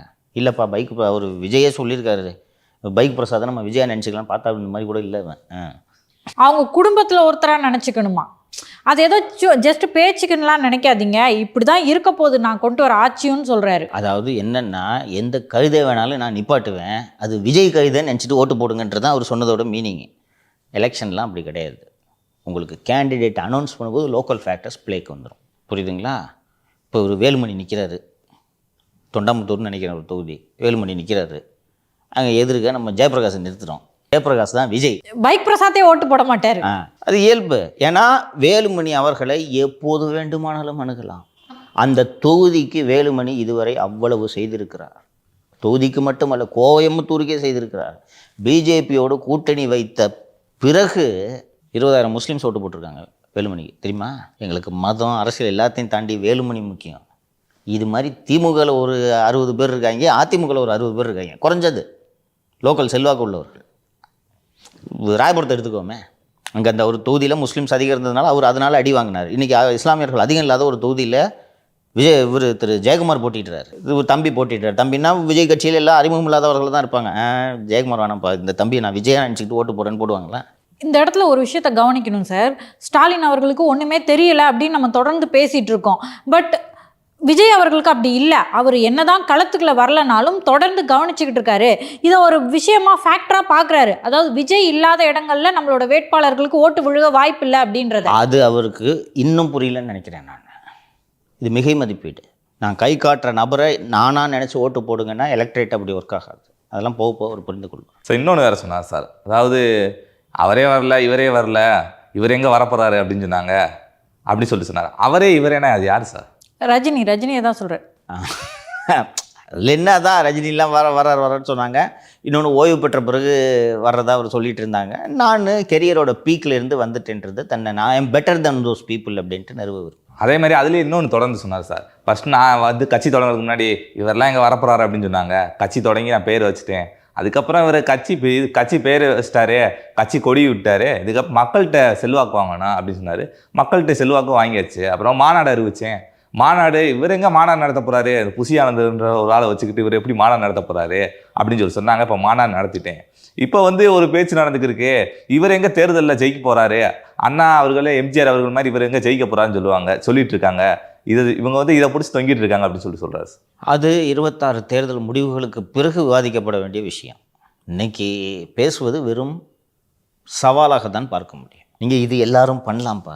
நீங்கள் உங்களுக்கு இருக்கிற நீங்கள் இன்றைக்கி நம்பர் 1 ஸ்டார் விஜய் பார்த்தல, அது கிரீஸ் தடவுனதெல்லாம் சொன்னேன் நான் நேற்று. கரெக்டாக கிரீஸ்லாம் விஜய் ஃபேனுக்கு எம்மாத்திரம் நான் சொன்னேன். எத்தனை பேர் உயிர்ந்தாங்க பார்த்தியா? விஜய் காட்டி அந்த ரேம்ப் பார்க்கல நடந்தது ஃபுல்லாக ரசிகர்கள் தான். விஜய் இடம் இல்லை, ஊர்வலம் போகிற மாதிரி இருந்துச்சு. என்னப்பா ரேம்ப் வாக்குன்றீங்க, இந்த ஊர்வலம் போகிற மாதிரி இருக்குன்னு இருந்துச்சு. அப்படி இருக்கும்போது இந்த கூட்டத்தை கூட்டுறது பார்த்தல, நான் தான் சொன்னேன்ல, கை குழந்தையை தூக்கிட்டு வர்றாங்கன்னா அப்போ எந்த அளவுக்கு கிரேஸாக இருக்காங்க. இந்த கூட்டத்தை கூட்டுறது ஒரு பெரிய விஷயம் கிடையாது. மாநாடு போடுறது ஒரு பெரிய விஷயம் கிடையாது. பந்தலை போட்டு அரேஞ்ச்மெண்ட்ஸ்லாம் பண்ணனா மாநாடு போட்டுற முடியும். கட்சி தொடங்குறது ஒரு பெரிய விஷயம் கிடையாது. யார் வேண்டுமானாலும் நீ கூட நாளைக்கு போய் ஒரு அரசியல் கட்சியை பதிவு செய்யலாம். தேர்தலில் வெற்றி பெறுவது தான் முக்கியம். அதை நீங்கள் செய்து காட்டிய பிறகு நாம் அதை ஏற்றுக்கொள்ளலாம், புரிந்து கொள்ளலாம். தாமரை இலையில தண்ணி கூட ஒட்டாது, அப்போ தமிழ்நாடு மட்டும் ஒட்டுமா அப்படின்னு சொல்லிட்டு பிஜேபியை விமர்சனம் பண்ணியிருக்காரு. பிஜேபியோட விமர்சனத்திலிருந்து நான் பார்க்க வேண்டியது, எந்த சூழ்நிலையிலும் பிஜேபி இருக்கக்கூடிய கூட்டணிக்கு நான் செல்ல மாட்டேன் அப்படின்றத ஏற்கனவே சொல்லியிருக்காரு. இன்னொன்று, ஒரு ஸ்ட்ராங் செக்யூலர் ஸ்டாண்டை திரு விஜய் அவர்கள் எடுக்கிறார். சிறுபான்மையினரின் பாதுகாவலராக தன்னை நிலைநிறுத்திக் கொள்கிறார். ஸோ பிஜேபியின் மீது தீவிரமான தாக்குதலை அவர் தொடுக்கும்போது ஒரு ஆன்டி பிஜேபிக்கு நான் தான் சரியான ஆள், திமுக கிடையாதுன்றதை காங்கிரஸ் புரிந்து கொள்ள வேண்டும் அப்படின்றதான். இதோடு சேர்த்து தான் நான் இந்த தேர்தலில் வாக்காளர் பட்டியல் முறைகேடெல்லாம் சேர்த்து பேசியிருக்கணுன்றேன். பிஜேபியும் தேர்தல் ஆணையமும் சேர்ந்துக்கிட்டு இந்த வேலையை பண்ணுறாங்கன்னு சேர்த்து 2 பிஜேபி அடிக்கணும்னு முடிவு பண்ணிட்டீங்க, சேர்த்து 2 அடி அடிங்க சார். இன்னொன்று சார், அதாவது அரசியல் ஆய்வாளர்கள்லாம் நீங்கள் வந்து சொல்லிட்டு இருக்கீங்க, கூட்டம் ஓகே தான், இதெல்லாம் ஓட்டா மாறுமா அப்படின்னு சொல்லிட்டு இருக்கீங்க.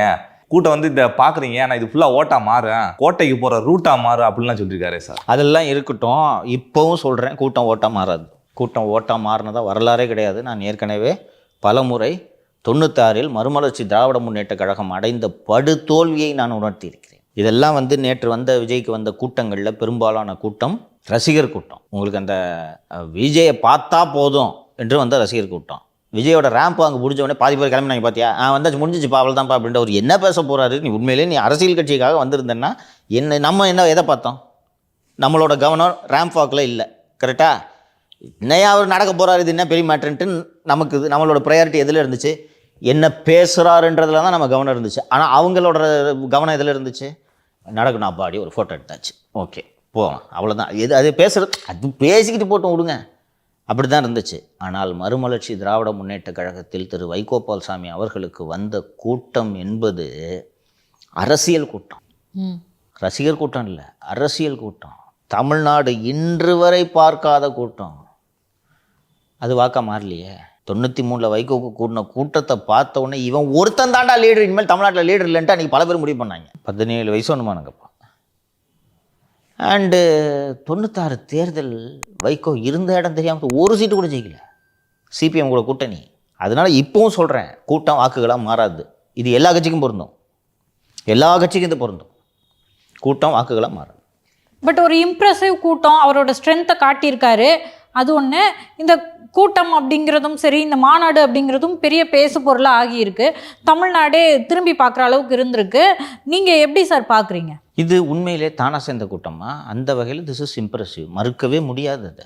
எல்லா அரசியல் கட்சிகளும் ஏற்பாடு செஞ்சு தான் ஆளை கூட்டு வர்றாங்க, அதில் சந்தேகம் வேண்டாம். அதிமுக, திமுக, தேமுதிக, பாமக ஆளை ஏற்பாடு பண்ணினா ஒவ்வொரு ஆளுக்கும் காசு கொடுக்குறாங்கன்னு நான் சொல்ல வரல. நெய்வேலியில் ஒரு நிகழ்ச்சி நடக்குதுன்னா அந்த விழுப்புரம் மாவட்ட செயலாளர் அழைச்சி ஏன்பா எத்தனை பேர் கூட்டிட்டு வரேன், நான் ஒரு 2 லாரியில் ஆளை ஏற்றிட்டு வந்துடுறேன்.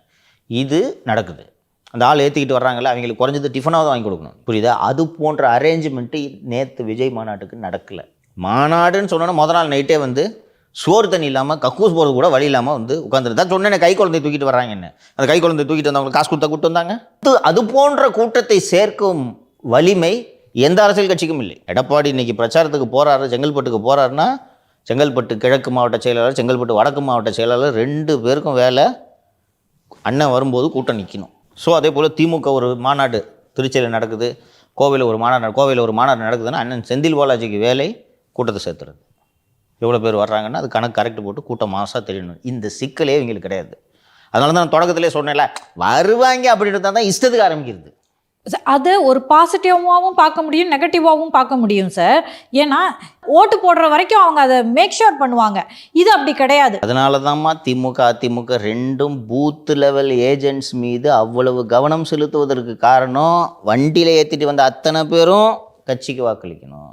ஒரு 20 பேரை கூப்பிட்டுட்டு வர்றாரு, ஒரு கிளைக்கழக செயலாளர் இருக்கார் அல்லது ஒரு வட்டத்தின் செயலாளர் இருக்கிறார், அவர் வந்து ஒரு 50 பேரை கூட்டிகிட்டு வர்றாருன்னா அந்த 50 பேரோடும் இவருக்கு 1-to-1 உறவு இருக்கும். அந்த 50 பேரும் அன்னைக்கு தேர்தல் அன்னைக்கு வந்து வாக்களிப்பதை அவர் உறுதி செய்வார். அவர் தான் கூட்டிகிட்டு வர்றாரு. அண்ணன் பிரியாணி வாங்கி தர்றாரண்டி வாடின்ட்டு வண்டியில் ஏறி குட்டியானவனை பிடிச்சிட்டு வருவாங்க. அவர் தேர்தல் அன்னைக்கு என்னம்மா வா போட்டியா என்பதை உறுதி செய்வார்கள். இங்கே நீங்கள் யார்கிட்ட போய் பேசுவீங்க? அந்த கை குழந்தை தூக்கிட்டு ஒரு பொண்ணு வந்துச்சு, அந்த பொண்ணை யார் கூப்பிட்டு வந்தது? ஹஸ்பண்ட். சரி, இப்போ ஹஸ்பண்டை கான்டாக்ட் பண்ணி அவர் எந்த பூத்துன்றது தெரியுமா? அது ஒரு தம்பி இன்னோவா கார் பறி கொடுத்துச்சு, அந்த தம்பி அவரு தெரிஞ்சிருக்கும். அந்த காரில் வந்தவங்க எங்கே இருக்காங்கிறது தெரியுமா? ஒருவேளை லிஸ்ட்டில் அவங்க பேர்லாம் விட்டு போச்சுன்னு வைங்களேன், இந்த பூத் ஏஜென்ட்டுகள் அவங்க கிட்ட அணுகி அந்த நேம் அவங்களோடது லிஸ்ட்டில் வர வரைக்கும் அதை பார்த்துப்பாங்க. ஸோ இங்கே விஜய் கட்சியில் அது ஒரு சிக்கலாக இருக்க வாய்ப்பு. அவர் நம்ம கரூரில் முன்னாள் அமைச்சர் திரு விஜயபாஸ்கர் அவர்கள் வழக்கு போட்டிருக்கிறார். 50 பேர் செத்து போயிட்டாங்க என்று போய் லிஸ்ட்டை கொடுத்தானா அவன் சாவலன்ட்டு எலெக்ஷன் கமிஷன் அவங்களை லிஸ்ட்டில் ஏற்றிருக்கான். இருக்கிறவங்கள பீகாருங்கெல்லாம் பார்க்குறோம், இருக்கிறவங்கள ஏன் நீ செத்துட்டப்பா அவனுக்கு ஓட்டு கிடையாது பண்ணுறாங்களாம். இதை சரி பண்ணுறதுக்கு திமுக அதிமுக 2லேயும் ஆள் இருக்குது, உங்ககிட்ட இருக்கா? இதுதான் ஏன் வாக்குகளாக கன்வெர்ட் ஆகாதுன்னு சொன்னேன்ல. அங்கே இந்த எடப்பாடிக்கு கூடுற கூட்டம் இருக்குல்ல, 50,000 பேர் இருக்கான்னா 30,000 ஓட்டாக கன்வெர்ட் பண்ண முடியும். ஏன்னா 30,000 பேர் அதிமுக வாக்காளனாகவே இருப்பான், அதாவது அவன் ரெட்டலைக்கு வாக்களிக்கிறவன். அது போக அவனை பிடிச்சிட்டு வந்து பூத்துக்குள்ளே தள்ளி ஓட்டு போட வைக்கிற வரைக்கும் அங்கே உள்ள நெட்வொர்க் இருக்குது. Do you have that network? இதனால நீங்கள் என்ன நினைக்கிறீங்கன்னா, எனக்கு நெட்வொர்க்கே அவசியம் இல்லை, என் மூஞ்சி போதும், 234 தொகுதியிலையும் நான் நிற்கிறதா நினச்சிக்கிட்டு நீங்கள் வேட்பாளர் யாரை வேணாலும் வேட்பாளரை போடுங்கன்னா ஓட்டு தானாக வந்துடும். இதுதான் தவறானதுன்றேன். இப்போவும் நான் உறுதியாக சொல்கிறேன், கூட்டம் வாக்குகள் அல்ல. ஆட்சி அதிகாரத்தில் பங்கு அப்படின்றத மீண்டும் ஒரு முறை நேற்றும் சொல்லியிருக்காரு. நேற்று வலியுறுத்துறதுக்கான காரணம் நான் சொன்னது போல் காங்கிரஸ் மற்றும் தேமுதிகவுக்கு வெளிப்படையாக விடுக்கப்பட்டிருக்கக்கூடிய அழைப்பு. சும்மா சும்மா டைலாக் பேசிட்டு இருக்கேன், உங்களோட திட்டம் தான் என்ன அப்படின்னு நிறைய பேர் கேட்குறாங்க. அவங்களுக்கு ஒரு நான் அறிவிப்பு விடுறேன் அப்படின்னு சொல்லிட்டு மீனவர்கள், அப்புறம் பெண்கள், பெண் குழந்தைகள், முதியவர்கள், நெசவாளர்கள் அப்படின்னு சொல்லிட்டு இவங்களை எல்லாம் பாதுகாக்கிறது தான் எங்களோட திட்டம். That is okay. திட்டம் யார் வேணாலும் சொல்லலாம். ஃபஸ்ட்டு நீங்கள் வாக்களை கன்வெர்ட் பண்ணால் தானே உங்களோட திட்டத்தை நீங்கள் இம்ப்ளிமெண்ட் பண்ணுறது. அது திட்டம் ப்ரிப்பேர் பண்ணி நீங்கள் பண்ணலாம், அது ஓகே. மற்ற மேடையில் பேசினவங்களோட ஸ்பீச்செல்லாம் எப்படி சார் பார்க்குறீங்க? இவர் திரு அருண்ராஜ் அவர்கள் பேசியதை நான் பார்த்தேன். இவர் திரு ஆதவ் அர்ஜுன் உண்மையிலே நேற்று நல்லா பேசியிருந்தார். குறிப்பாக லோக்கலில் வந்து உட்காந்து 2 பேரை சாத்தினார். 2 பேரும் சாத்தப்பட வேண்டியவர்கள், திரு சேகர்பாபு மற்றும் திரு மூர்த்தி. 2 பேரையும் உட்காந்து. இன்னொன்று, மதுரையில் மாநாடு நடக்கிறதுனால திரு விஜய் அவர்களே மூர்த்தியின் மீது தாக்குதலை தொடுத்துருக்கணும் அப்படின்ட்டு தான் நான் பார்க்குறேன்.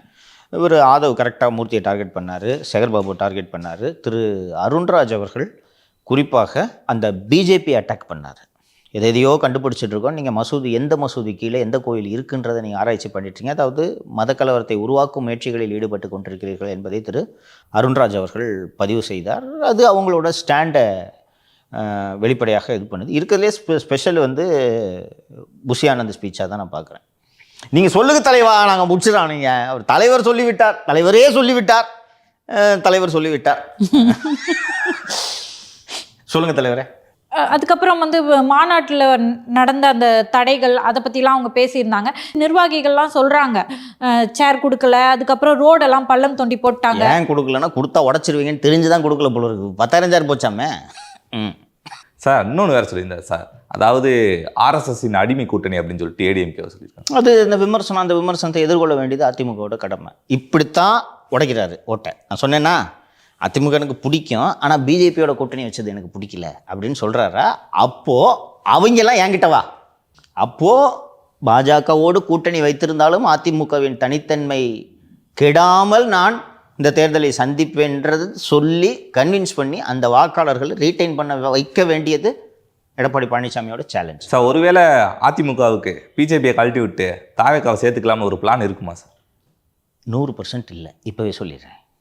இப்படி ஒரு கனவுல தான் 2 தரப்பு வந்துட்டு இருந்துச்சு. அதிமுகவில் சில பேர் சொல்லிட்டு இருந்தாங்க, விஜய் தரப்பில் பல பேர் இந்த கனவுல இருந்தாங்க. நடக்கவே போகிறதில்ல. ஃபஸ்ட்டு ஒரு விஷயம், அது ப்ராக்டிக்கலாக சிக்கல்களை ஏற்படுத்துவது என்பதையெல்லாம் தாண்டி பழனிசாமியோட நம்பகத்தன்மை போயிடும். ஒரு கூட்டணின்னு ஒரு மேடையில் உள்துறை அமைச்சரோடு உட்காந்து அறிவிச்சுட்டு நீங்கள் இன்றைக்கி பிரச்சாரத்தை தொடங்கிட்டீங்க, வருங்கால முதலமைச்சர்னு திரு நயினார் நாகேந்திரன் மேடையில் சொல்லிட்டாரு. கொடியை தூக்கிக்கிட்டு பிஜேபி ஆட்கள் வராங்க, இன்றைக்கி தான் ஜெல்லாக ஆரம்பிச்சிருக்கு. எப்படிப்பா போவாங்க? சரி வர்றாங்கன்னு வச்சுக்குவோம். 30 சீட்டு ஒத்துக்கிறியா? ஒத்துக்குவார் விஜய்? 2 வருஷம் சிஎம் கேட்டார் ஏற்கனவே. 20 சீட்டுக்கு ஒத்துக்கிட்டாருன்னா இப்போ கூட உடச்சிட்டு வருவாங்க. ஒரு வாதத்துக்கு சொல்கிறேன், நடக்க போகிறதில்ல. ஒத்துக்குவாரா? அப்போவும் 90 சீட்டு கேட்பீங்கல்ல? 90 சீட்டு உனக்கு கொடுத்துட்டு நான் இன்னும் 100 சீட்டில் நிற்கிறதா? நீங்கள் தான் வந்து எடப்பாடி பழனிசாமியை தலைவராகவே ஏற்றுக்கிறதுக்கு நீங்கள் ரெடியாக இல்லையே. அதிமுகவுக்கு யார் தலைமைனே தெரியாதுன்ட்டு நீங்கள் பேசுகிறீங்க. இனிமேல் எப்படி நடக்கும் அது? அதுக்கு தான் நேற்று விஜயோட ஸ்பீச் முற்றுப்புள்ளி வச்சுச்சுன்னு நான் சொல்கிறேன். இந்த குழப்பம் இருக்கக்கூடாது. இப்போ நீ சொன்னல, இந்த குழப்பம் இனிமேல் இல்லை. அதை 2 சைடும் தெளிவுபடுத்திட்டாங்க. அதனால தான் தமிழக மக்களுக்கு ஆப்ஷன் கிளியர் ஆகிடுச்சு. இந்த டாக்கு நிறைய பேர் பேசிகிட்டு இருந்தாங்க, டிசம்பரில் உடச்சிட்டு வந்துடுவாருங்க, ஒரு தகவல் கூட போயிடுவாருன்னா அப்படிலாம் உருட்டிகிட்டு இருந்தாங்க. அதெல்லாம் நடக்காதுன்றது நேற்று தெரிஞ்சு போச்சு. இது நல்லதுன்றேன். அதான் சார் எனக்கும் கூட நான் நினச்சேன், ஏன்னா பிஜேபியோட ஒரு பெரும் எதிர்ப்பாக தான் வந்து தாவேக்கா முன் வச்சுட்டு இருக்காங்க. அப்படி இருக்கப்ப எப்படி பாஜகவோட கூட்டணி வச்சிருக்க அதிமுக கூட எப்படி வருவாங்க அப்படின்னு தான் நான் நினச்சிக்கிறேன். அதுக்கெல்லாம் லாஸ்ட் மினிட்ல வாய்ப்பு இருக்குது. இன்னைக்கு இதுதான் கூட்டணி. சார் இன்னொன்று வேறு சொல்லியிருந்தாரு, எல்லாரும் கட்சி ஆரம்பித்த பிறகு தான் வந்து எல்லாரும் வீட்டுக்குள்ளேயும் போவாங்க, நாங்கள் வீட்டுக்குள்ளே போயிட்டு தான் கட்சி ஆரம்பித்தோன்னு சொல்லியிருக்காரு. அது எப்படி சார்? எல்லா இடத்துக்கும் நான் விசிட் பண்ணுறேன்ட்டு சொல்லியிருப்பேன். இது இவர் பேசுனதில் இதுவே முரணா தெரியுதா? சிங்கம் எப்போயாவது வெளில வரும்ட்டு இவர் தான் சொன்னார். அப்புறம் நான் ஒவ்வொருத்தர் வீட்டுக்கும் போயிட்டு அதுக்கப்புறம் கட்சி ஆரம்பிக்கிறேன். இதில் எதை எடுத்துக்கிறது? நான் நினைக்கிறேன் கேடிவியில் விஜய் படம் போடுவாங்கல்ல, அதை மீன் பண்ணுறாருன்னு இருக்கலாம். இவர் சொன்னார்ல, பீகாரில் இதே மாதிரி டப்பிங் படம் போடுவாங்க, பீகார் மொழியில் டப்பிங் பண்ணி விஜய் படத்தை பார்க்குறாங்க, அதனால் விஜய் கேம்பெயின் பண்ண ஜெயிச்சிருவாருன்ட்டு சொன்னாங்கல்ல. சார் இன்னொன்று சார், அந்த தாவேக்கா மாநாட்டினுடைய பேரே வந்துட்டு வாகை சூடும் வரலாறு திரும்புகிறது அப்படின்னு சொல்லிட்டு தான் பேர். வரலாறு திரும்புமா சார்? அவங்க நம்புகிறாங்க அது மாதிரி வரலாறு திரும்பும் என்று அவர்கள் நம்புகிறார்கள். அது 26 தேர்தல் முடிவுகள் தான் வரலாறு திரும்புகிறதா இல்லையா என்பதை நிரூபிக்கும். இது டூ ஏர்லி. அவங்க இப்படி நம்புகிறாங்கன்றது அவங்களோட நம்பிக்கையை வெளிப்படுத்துது, தன்னம்பிக்கையை வெளிப்படுத்துது. சார் ஒரு அரசியல்வாதி வந்துட்டு அவன் நல்லவனா கெட்டவனாலாம் தேவையில்ல, ஒரு உண்மையானவனா இருக்கணும் அப்படின்னு சொல்கிறாரு. அவன் நல்லவனா கெட்டவனான்றதை காட்டி உண்மையானவனா இருந்தால் ஒரு நல்ல அரசியல்வாதியா சார்? இது ரெண்டுமே இல்லை. ஒரு அரசியல்வாதி வல்லவனாக இருக்க வேண்டும். இதைத்தான் மக்கள் விரும்புகிறார்கள். ஊழல் குற்றச்சாட்டில் தண்டிக்கப்பட்ட செல்வி ஜெயலலிதாவை எங்கள் முதலமைச்சராக வர வேண்டும் என்று இதே மக்கள் மீண்டும் மீண்டும் தேர்ந்தெடுத்தார்கள் என்பதை நாம் மறந்துவிடக்கூடாது. என்ன காரணம்? ஜெயலலிதா நகை வாங்கிட்டு ஊரில் இருக்க சொத்தெல்லாம் விலைக்கு வாங்கி போட்டாங்கன்றது தெரியாதா? 98 எதுக்கு வாக்களித்தாங்க? நல்ல ஆட்சி கொடுக்க வேண்டும், நல்லவன் இதெல்லாம் உண்மையானவன்றதெல்லாம் தாண்டி வல்லவனாக இருக்கணும், நல்ல ஆட்சி தரணும், அதிகாரிகளை கட்டுப்பாட்டில் வைக்கணும், நல்ல திட்டங்களை செயல்படுத்தணும், அவ்வளோதான். முரண்பாடு இருக்குது பாருங்கள் சார். நல்லவனா கெட்டவனான்றதுல உண்மையானவனா? சார் நான் கெட்டவனா இருந்துட்டு போய் உண்மையாக நான் மேடையில் பேச முடியுமா? நான் கெட்டவன் தான் ஓட்டு போடுங்க நான் கேட்க முடியும். விஜய் ஸ்பீச் ரைட்டரை மாற்றணுமா? அவ்வளோதாம்மா, வேறு ஒன்றும் இல்லை. இப்போ இவ்வளோ நேரம் பேசுகிறதுலாம் பார்த்தா ஸ்பீச் ரைட்டரை மாற்றினா சரியாக போயிடும். இவ்வளோ தூரம் உட்காந்து பேச வேண்டியது. அதுவும் இல்லாமல் இன்னொன்று வர சொல்லியிருக்காரு சார். அதாவது அம்பேத்கரை தோக்கடிச்சது ஒரு அரசியல்வாதி தான், காமராஜர் அவர்களை தோக்கடிச்சது ஒரு அரசியல்வாதி தான், அதே மாதிரி ஐயா நல்லகண்ணு அவர்களை தோக்கடிச்சது ஒரு அரசியல்வாதி தான், சினிமாக்காரன் இல்லை அப்படின்னு சொல்லியிருக்காரு சார். இது அரசியல்வாதின்ற நல்லவனும் கிடையாது, சினிமாக்காரன் ஒன்றும் கெட்டவனும் கிடையாது அப்படின்ற மாதிரி ஒரு டைலாக். இருக்கட்டும், அரசியல்வாதி தான் தோக்கடிப்பான். ஆப்கானிஸ்தான் அம்பாசிடர் தோக்கடிப்பார்? சொல்லுப்பா, ஒரு அரசியல்வாதி யார் பார்த்து தோக்கடிப்பா? சொல்லு. நல்லகண்ணு யாருக்கு தோக்கடிச்சது? இப்போது குடியரசு துணைத் தலைவராக இருக்கக்கூடிய திரு சிபி ராதாகிருஷ்ணன் தான் தோக்கடிச்சது. அவர் என்ன பாகிஸ்தான் அம்பாசிடரா இல்லை சீனா அம்பாசிடரா? அரசியல்வாதி தானே. ஒரு அரசியல்வாதி இன்னொரு அரசியல்வாதி ஏதாவது ஸ்பீச் ரைட்டர் எழுதி கொடுத்தானா படிச்சிருது. அரசியல்வாதி தானே பார்த்து தோக்கடிக்க முடியும். லாஸ்ட்டாக ஒரு குட்டி கதை ஒன்று சொன்னார் சார். அதாவது ஒரு அரசன் வந்துட்டு நெற்பயிர் கொடுத்தாராம். கொடுத்துட்டு இதெல்லாம் வளர்த்து கொண்டு வாங்கலான்னு சொன்னாராம். ஒருத்தன் அல்ல தோல் பட்டைக்கு மேலே சொன்னோன்னே எனக்கு ஆதவர்ஜின் அவர்கள் தான் ஞாபகம் வச்சுன்னா தோல் பட்டைக்கு வளர்ந்துருக்காருன்னு சொல்லிட்டு தோள்பட்டை உயரத்துக்கு வளர்ந்து ஒரு நெற்கதிரை கொண்டு வந்தானா. இன்னொருத்தன் வந்துட்டு கொஞ்சம் பாதி அதை காட்டி கம்மியாக ஒருத்தன் கொண்டு வந்தானா. அப்புறம் இன்னொன்று சின்ன கொஞ்சம் வளர்ந்து கொண்டு வந்தாங்களாம். கடைசியில் ஒருத்தன் மட்டும் வளரவே இல்லை, நான் தண்ணி ஊற்றி பார்த்தேன் அப்படின்னு சொன்னான். கடைசியில் பார்த்தா அது அவுச்ச நெற்பயிரான். அதனால் உண்மையாக இருந்திருக்கேன் ஒருத்தன், அவனுக்கு மட்டும்தான் இந்த பதவி அப்படின்னு சொல்கிறான் சார். அது எதை மீன் பண்ணுறது எனக்கு கடைசி வரைக்கும் புரியல. அவருக்கும் புரியாது. அதனால் நம்மளும் ரொம்ப சீரியஸெல்லாம் அதை விவாதிக்க வேண்டிய அவசியம் இல்லை என்று நினைக்கிறேன். ஏதாவது ஒரு குட்டி கதை சேர்க்கணும், என்ன இந்த கதை சேர்னேன் நல்லா இருக்குண்ணே அப்படின்ட்டு சொல்லியிருப்பாங்க, சேர்த்துருப்பார். ரொம்ப சீரியஸெல்லாம், அதாவது நான் உண்மையாக இருப்பேன் அப்படின்றதுக்கெல்லாம் அவர் அதை நிரூபிக்க அந்த கதையை சொல்லியிருக்கிறார் என்று புரிந்து கொள்ளலாம். உண்மையாக இருக்கிறவங்க தான் ஜெயிக்கணும்னா நல்லகண்ணு திருப்பி ஜெயிச்சுக்கிட்டு இருக்கணும். ஒரு கம்யூனிஸ்ட்டுக்கு எதிராக ஒரு ஆர்எஸ்எஸ்காரரை வெற்றி பெற வைத்த மாநிலம் இது இல்லையா? அப்புறம் காமராஜர் ஒரு மாணவர் தோற்கடிக்கலையா? அரசியலில் வல்லவனுக்கு தான் வேலை, புரிஞ்சுக்க. உண்மையானவனா இருக்கணும்னா போய் ஆசிரமம் நடத்துங்க. விஜய் மாநாட்டில் நேற்று நடந்த ஒரு விஷயத்தை நாம் தமிழர் கட்சிகளும் கொண்டாடிட்டு இருக்காங்க. அப்படின்னா அது முக்தார் தாக்கப்பட்டார், பழக்கப்பட்டார். நான் பார்த்தேன், எதுக்கு விரட்டி விட்டாங்க? தமிழக வெற்றி கழகத்தின் 2வது மாநாடு. நிறைய பேருக்கு பார்க்கும்போது இங்கே குழா போட்டிருக்கு, ஆனால் நிறைய குழால தண்ணி இல்லை. தண்ணி வரலையா? தண்ணி வரலையா? வருது பாருங்க, அங்க வருது, இங்க வருதா? அடுத்தது இது சரியில்லை. முக்தார் வெளியேறு சார். நான் சொல்கிறேன் சார், ஆக்சுவலாக அவர் அங்கே கவர் பண்ண போயிருக்காரு. அது வரைக்கும் அவங்க ஒன்றுமே சொல்லலை. தண்ணி டேப்பில் ஓப்பன் பண்ணுறாங்க, அது வரல பாருங்கள் தண்ணின்னு அவரையே பக்கத்தில் இருக்கக்கூடிய நம்ப வைக்கிறாரு. அவரில் இல்லைங்க அங்கே இருக்கு பாருங்கன்னு சொல்கிறாரு. அப்போ அவங்க 2 எடுத்து வச்சா அங்கே போய் தண்ணி எடுத்துக்க போகிறாரு. உடனே P2C கொடுக்குறாரு, இந்த மாதிரி தண்ணி வரல தாவேக்கால. உடனே எல்லாம் விரட்ட ஆரம்பிச்சிட்டாங்க. பேசணும்னு சொன்னால் பேசுறதுக்கு மாநாட்டில் எவ்வளவோ இருக்குது. போய் தண்ணி வரல, அதுவும் பக்கத்தில் தண்ணி வந்துட்டுருக்கு. எதுக்கு பொய்யா அவரை யார் அனுப்பியிருப்பாங்க கரெக்டாக சொல்லுங்கள்? டிஎம்கே ஐடிவிங்க மென்டல் அதிகாரி. நான் சொன்னேன்னா சென்னைக்கு மட்டும் என்னை ட்ரான்ஸ்ஃபர் போடுங்க, நான் இங்கே உட்காந்து ஸ்ட்ராட்டஜி பண்ணி விஜய் கட்சியை காலி பண்ணுறேன்றதுக்காக தான் அந்த மென்டல் அதிகாரியை சென்னை வரவழைத்தார்கள் என்று ஏற்கனவே சொன்னேன்னா.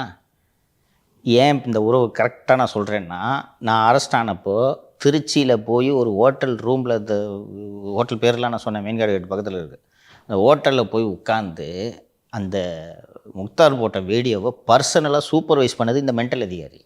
ஏற்கனவே சொல்லியிருந்தேன்னா, மென்டல் அதிகாரி துட்டை கொடுத்து நீ போங்க, நான் பார்த்துக்கிறேன், உனக்கு பாதுகாப்பு தர்றேன், மதுரை எஸ்பிகிட்ட பேசிட்டேன், இப்படிலாம் மென்டல் அதிகாரி உருட்டி இப்போ அங்கே போய் சக்ஸஸ்ஃபுல்லாக ஒரு வீடியோ ரெடி பண்ணிட்டாங்கன்னு வச்சுக்கேன். தண்ணி வரல, கக்கூஸ் அடைச்சிருக்கு, பிரியாணி இல்லை, பீஸ் இல்லை. சார் இருக்கிறதுலே ஹைலைட் என்னன்னா சார், போயிட்டாரு ஒரு ரோட்டில் நிற்கிறாரு, ரோட்டு ஓரத்தில் எந்த பேனர் இல்லை. இதனால மதுரை மக்கள் அவரை அரசியல்வாதியாக பார்க்கல, நடிகராக தான் பார்க்குறாங்க அப்படின்னு சொல்கிறாரு சார். கோர்ட்டு சொல்லி எடுத்ததுடா டே, அவர் அப்படி சொல்கிறாரு சார். வீடியோ இப்படிலாம் ஒரு வீடியோவை போட வச்சு அந்த வீடியோவை எடுத்துகிட்டு போய் டெபுட்டி சிஎம்கிட்ட காமிச்சு, பார்த்தீங்களா என் ஆள் ஒருத்தனை உள்ளே அனுப்பிச்சிட்டேன் அப்படின்னு சொன்ன உடனே மென்டல் அதிகாரியை பார்த்து டெப்டி சிஎம் உன்னை உள்துறை அமைச்சராக்குறேன், நான் சிஎம் என்று சொல்லுவார்னு இந்த மென்டல் அதிகாரிக்கு மனதில் ஒரு நினைப்பு. இந்த ஆள் தான் அனுப்பிச்சி விட்டது. இல்லைன்னா முக்தாருக்கெல்லாம் தெரியும். முக்தாருக்கு ஃபஸ்ட்டு இங்கேருந்து துட்ட செலவு பண்ணிட்டு மதுரை வரைக்கும்லாம் போய் இந்த மாதிரி வீடியோ பண்ண வேண்டிய அவசியம்லாம் முக்தாருக்கு கிடையாது. இந்த ஆள் வந்து வண்டியை போட்டு சரக்கு வாங்கி கொடுத்துருப்போம். அப்படி இதனால் தான் முக்தார் அங்கே போய் அந்த தண்ணிக்கு மிக்சிங்க்கு தண்ணி தேடி இருக்கிறாரு. கிடைக்கணும்னு சொன்ன உடனே அதை வீடியோ போட்டு அதுக்குள்ளே விரட்டி விட்டாங்க, போய் ராவாக்குடின்னு அனுப்பிச்சி விட்டாங்க பாவத்தை.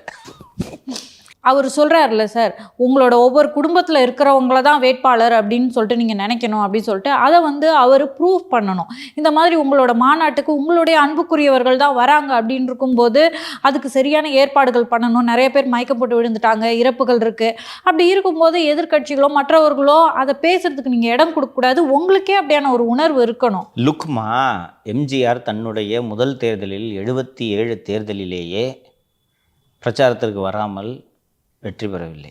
வந்து ஒரு டேர்ம் ஆட்சியை நடத்தி முடித்த பிறகு 81 நடந்த தேர்தல் என்று நினைக்கிறேன், எம்ஜிஆர் ஆட்சியை கலைச்சிட்டு நடத்திய தேர்தலிலும் மீண்டும் வெற்றி பெற்று நல்லாட்சியை கொடுத்தார்.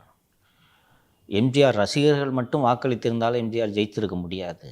ரேஷன் கடையில் இன்றைக்கெல்லாம் நம்ம இந்த ரேஷன் கடைக்கு போகிறதையே நிறுத்திட்டோம். அன்னைக்கு ரேஷன் கடை தான் மக்களுக்கு உணவு சப்ளை பண்ணுறதுல மிகப்பெரிய விஷயமாக இருந்தது. எனக்கு நினைவு தெரிஞ்சு எங்கள் ஃபேமிலியில் ரேஷன் அரிசி வாங்கி நாங்கள் சாப்பிட்ருக்கோம். எனக்கு 10 வயசு இருந்தபோது ரேஷன் கடையில் போடுற பாமாயில் தான் வாங்கி நம்ம யூஸ் பண்ணுவோம். ரேஷன் கடையில் கேஸ்லாம் பின்னாடி வந்தது. மண்ணெண்ணெய் அடுப்பு தானே, பம்பு ஸ்டவ்னு வச்சுருப்பாங்க. அந்த மண்ணெண்ணெயை போய் நீங்கள் இதில் ரேஷன் கடையில் வாங்கி தான் நீங்கள் பண்ணணும். அந்த ரவையை வாங்கி தான் உப்புமா பண்ணணும். அந்த கோதுமையை வாங்கி தான் அரைப்போம். இன்றைக்கி தான் ஆட்டா கிட்டாண்டு எல்லாம் வருது கடையில். அன்றைக்கி அந்த ரேஷன் கடை கோதுமை அதை உறுதி செஞ்சார். பாமாயில் இல்லை அடுத்த மாதம் வான்ற பேச்சே இருக்காது. கட்சிக்காரன் சம்பாதிக்கிறதுக்கு நீ ஒயின் ஷாப்பில் சம்பாதிச்சுக்க, இங்கே போய் ரேஷனில் கையை வச்ச கூப்பிட்டு அடிப்பார். ராமாவரத்தில் பொங்கு பொங்குன்னு ஒரு அடி. அதை உறுதி செஞ்சுட்டாரு. ஸோ ஜனங்க உனக்கு வயிற்றுக்கு இல்லை, ரேஷனில் எல்லாமே கிடைக்குது, ஒயின் ஷாப்பில் காசு வாங்கினா உனக்கு என்ன வந்துச்சு? அதனால தான் இந்த மவராசன் திருப்பி வரணும்னு ஓட்டு போட்டாங்க, சும்மா போடல. அடிப்படை வேறுபாட்டை நீங்கள் புரிந்து கொள்ள வேண்டும். இந்த மக்களின் நன்மதிப்பை பெற்றதால் தான் ஏழை மக்களின் நன்மதிப்பை. சத்துணவு இன்றைக்கி எல்லோரும் ஓரளவுக்கு வசதி ஆகிட்டோம்ப்பா, எல்லோரும் கையில் டிஜிட்டல் ஸ்மார்ட் ஃபோன் வச்சுக்கிட்டு சுற்றிட்டு இருக்கிறோம். சோத்துக்கு மதியம் ஒரு வேளை சோறு கிடைக்குமேன்றதுக்காக பிள்ளைங்களை ஸ்கூலுக்கு அனுப்புனாங்க. அந்த சத்துணவு திட்டத்தை செயல்படுத்துறதுக்கு கவர்மெண்ட்டில் காசு இல்லை. காசு இல்லைன்ட்டு ஒரு சீஃப் செக்ரட்டரி சொன்ன உடனே சத்துணவு திட்டத்துக்கு நிதி கொடுங்கன்னு சொன்ன உடனே சாராய ஆலை வைக்க லைசன்ஸ் வேணுன்றவெல்லாம் போய் சத்துணவு திட்டத்துக்கு நிதி கொடுத்தான். டிஎன்பிசிலேருந்து ரெக்ரூட்மெண்ட் எடுக்கிறாங்கல்ல, அதுபோல் எம்ப்ளாய்மெண்ட் எக்ஸ்சேஞ்சிலேருந்து தற்காலிகமாக இல்லை டிஎன் குரூப் 4 மாதிரி இளநிலை உதவியாளர்கள் என்று ரூல் 10A1ன்னு சொல்லுவாங்க. அது 10A1 என்ற விதியின் கீழ் டிஎன்பிசியிலிருந்து எடுப்பதற்கு பதிலாக இந்த எம்ப்ளாய்மெண்ட் எக்ஸ்சேஞ்சிலேருந்து ஆட்கள் எடுத்து தற்காலிகமாக பண்ணியிருப்பாங்க. அவங்களாம் எது வரைக்கும்னு கேட்டால் டிஎன்பிசிலேருந்து எக்ஸாம் எழுதிட்டு வர்றது வரைக்கும். டிஎன்பிசிலேருந்து எக்ஸாம் எழுதிட்டு வந்தாங்கன்னா இவங்க வீட்டுக்கு போன அனுப்பிச்சிடுவாங்க. சம்பளம் இன்க்ரிமெண்ட் கிடையாது. ஒரு ஜூனியர் அசிஸ்டண்ட்டுக்கு உண்டான எல்லா சம்பளமும் உண்டு. இது மாதிரி எம்ப்ளாய்மெண்ட் எக்ஸ்சேஞ்சில் அது என்ன பண்ணுவாங்கன்னா, டெம்பரரியாக இருக்கிறாங்களா அவங்களுக்கு வேலை போகிற மாதிரி ஊஸ்டிங் வர மாதிரி இருந்துச்சுன்னா 1 மாதம் ஒருத்தர் மெடிக்கல் லீவ் போடுவார். அந்த 1 மாதம் அவங்க வேலை பார்ப்பாங்க. அடுத்து இன்னொருத்தர் மெடிக்கல் லீவ் வேலை போகாமல் பார்த்துப்பாங்க. திடீர்னு ஒரு நாள் டிஎன்பிசி எக்ஸாம் வச்சிட்டாங்கன்னா மொத்த பேர் வீட்டுக்கு போகணும். ஏன்னா நீ எக்ஸாம் எழுதி வரல, வேணா நீ போய் எக்ஸாம் எழுது. அதில் சில பேர் வந்து தேர்வு எழுதுவதற்கான அதிகபட்ச வயதை கடந்திருப்பாங்க. கலைவாணர் அரங்கத்தில் ஒரு நிகழ்ச்சி ஏதோ ஒன்று நடக்குது. அந்த தற்காலிக அரசு ஊழியர்கள் எல்லாம் சேர்ந்து ஒரு துண்டில் பணத்தை 1 ரூபா 2 ரூபா நான் வசூல் பண்ணி அமௌண்ட் எனக்கு எக்ஸாக்டாக ஞாபகம் இப்போ நான் வேலை பார்த்த டிஎஸ்பி சொன்னார். அமௌண்ட் எடுத்துகிட்டு போய் ஏதோ ஒரு அமௌண்ட் 1 லட்ச ரூபாய் என்னமோன்னு நினைக்கிறேன். அதை கொண்டு போய் எம்ஜிஆர்கிட்ட அந்த துண்டில் போய் காசை கொடுத்து சத்துணவுக்கு நிதி அப்படின்னு கொடுத்துட்டு எம்ஜிஆர் காலில் விழுந்து கும்பிட்டோன்னே அப்படியே தூக்கி கட்டி பிடிச்சிக்கிட்டார் எம்ஜிஆர். சீஃப் செக்ரட்டரி கூப்பிட்டு இஷ்யூ ஆர்டர்ஸ், ஒரே நாளில் பர்மனெண்ட் எல்லாம் 50 வயசானவெல்லாம் பர்மனெண்ட்டானா.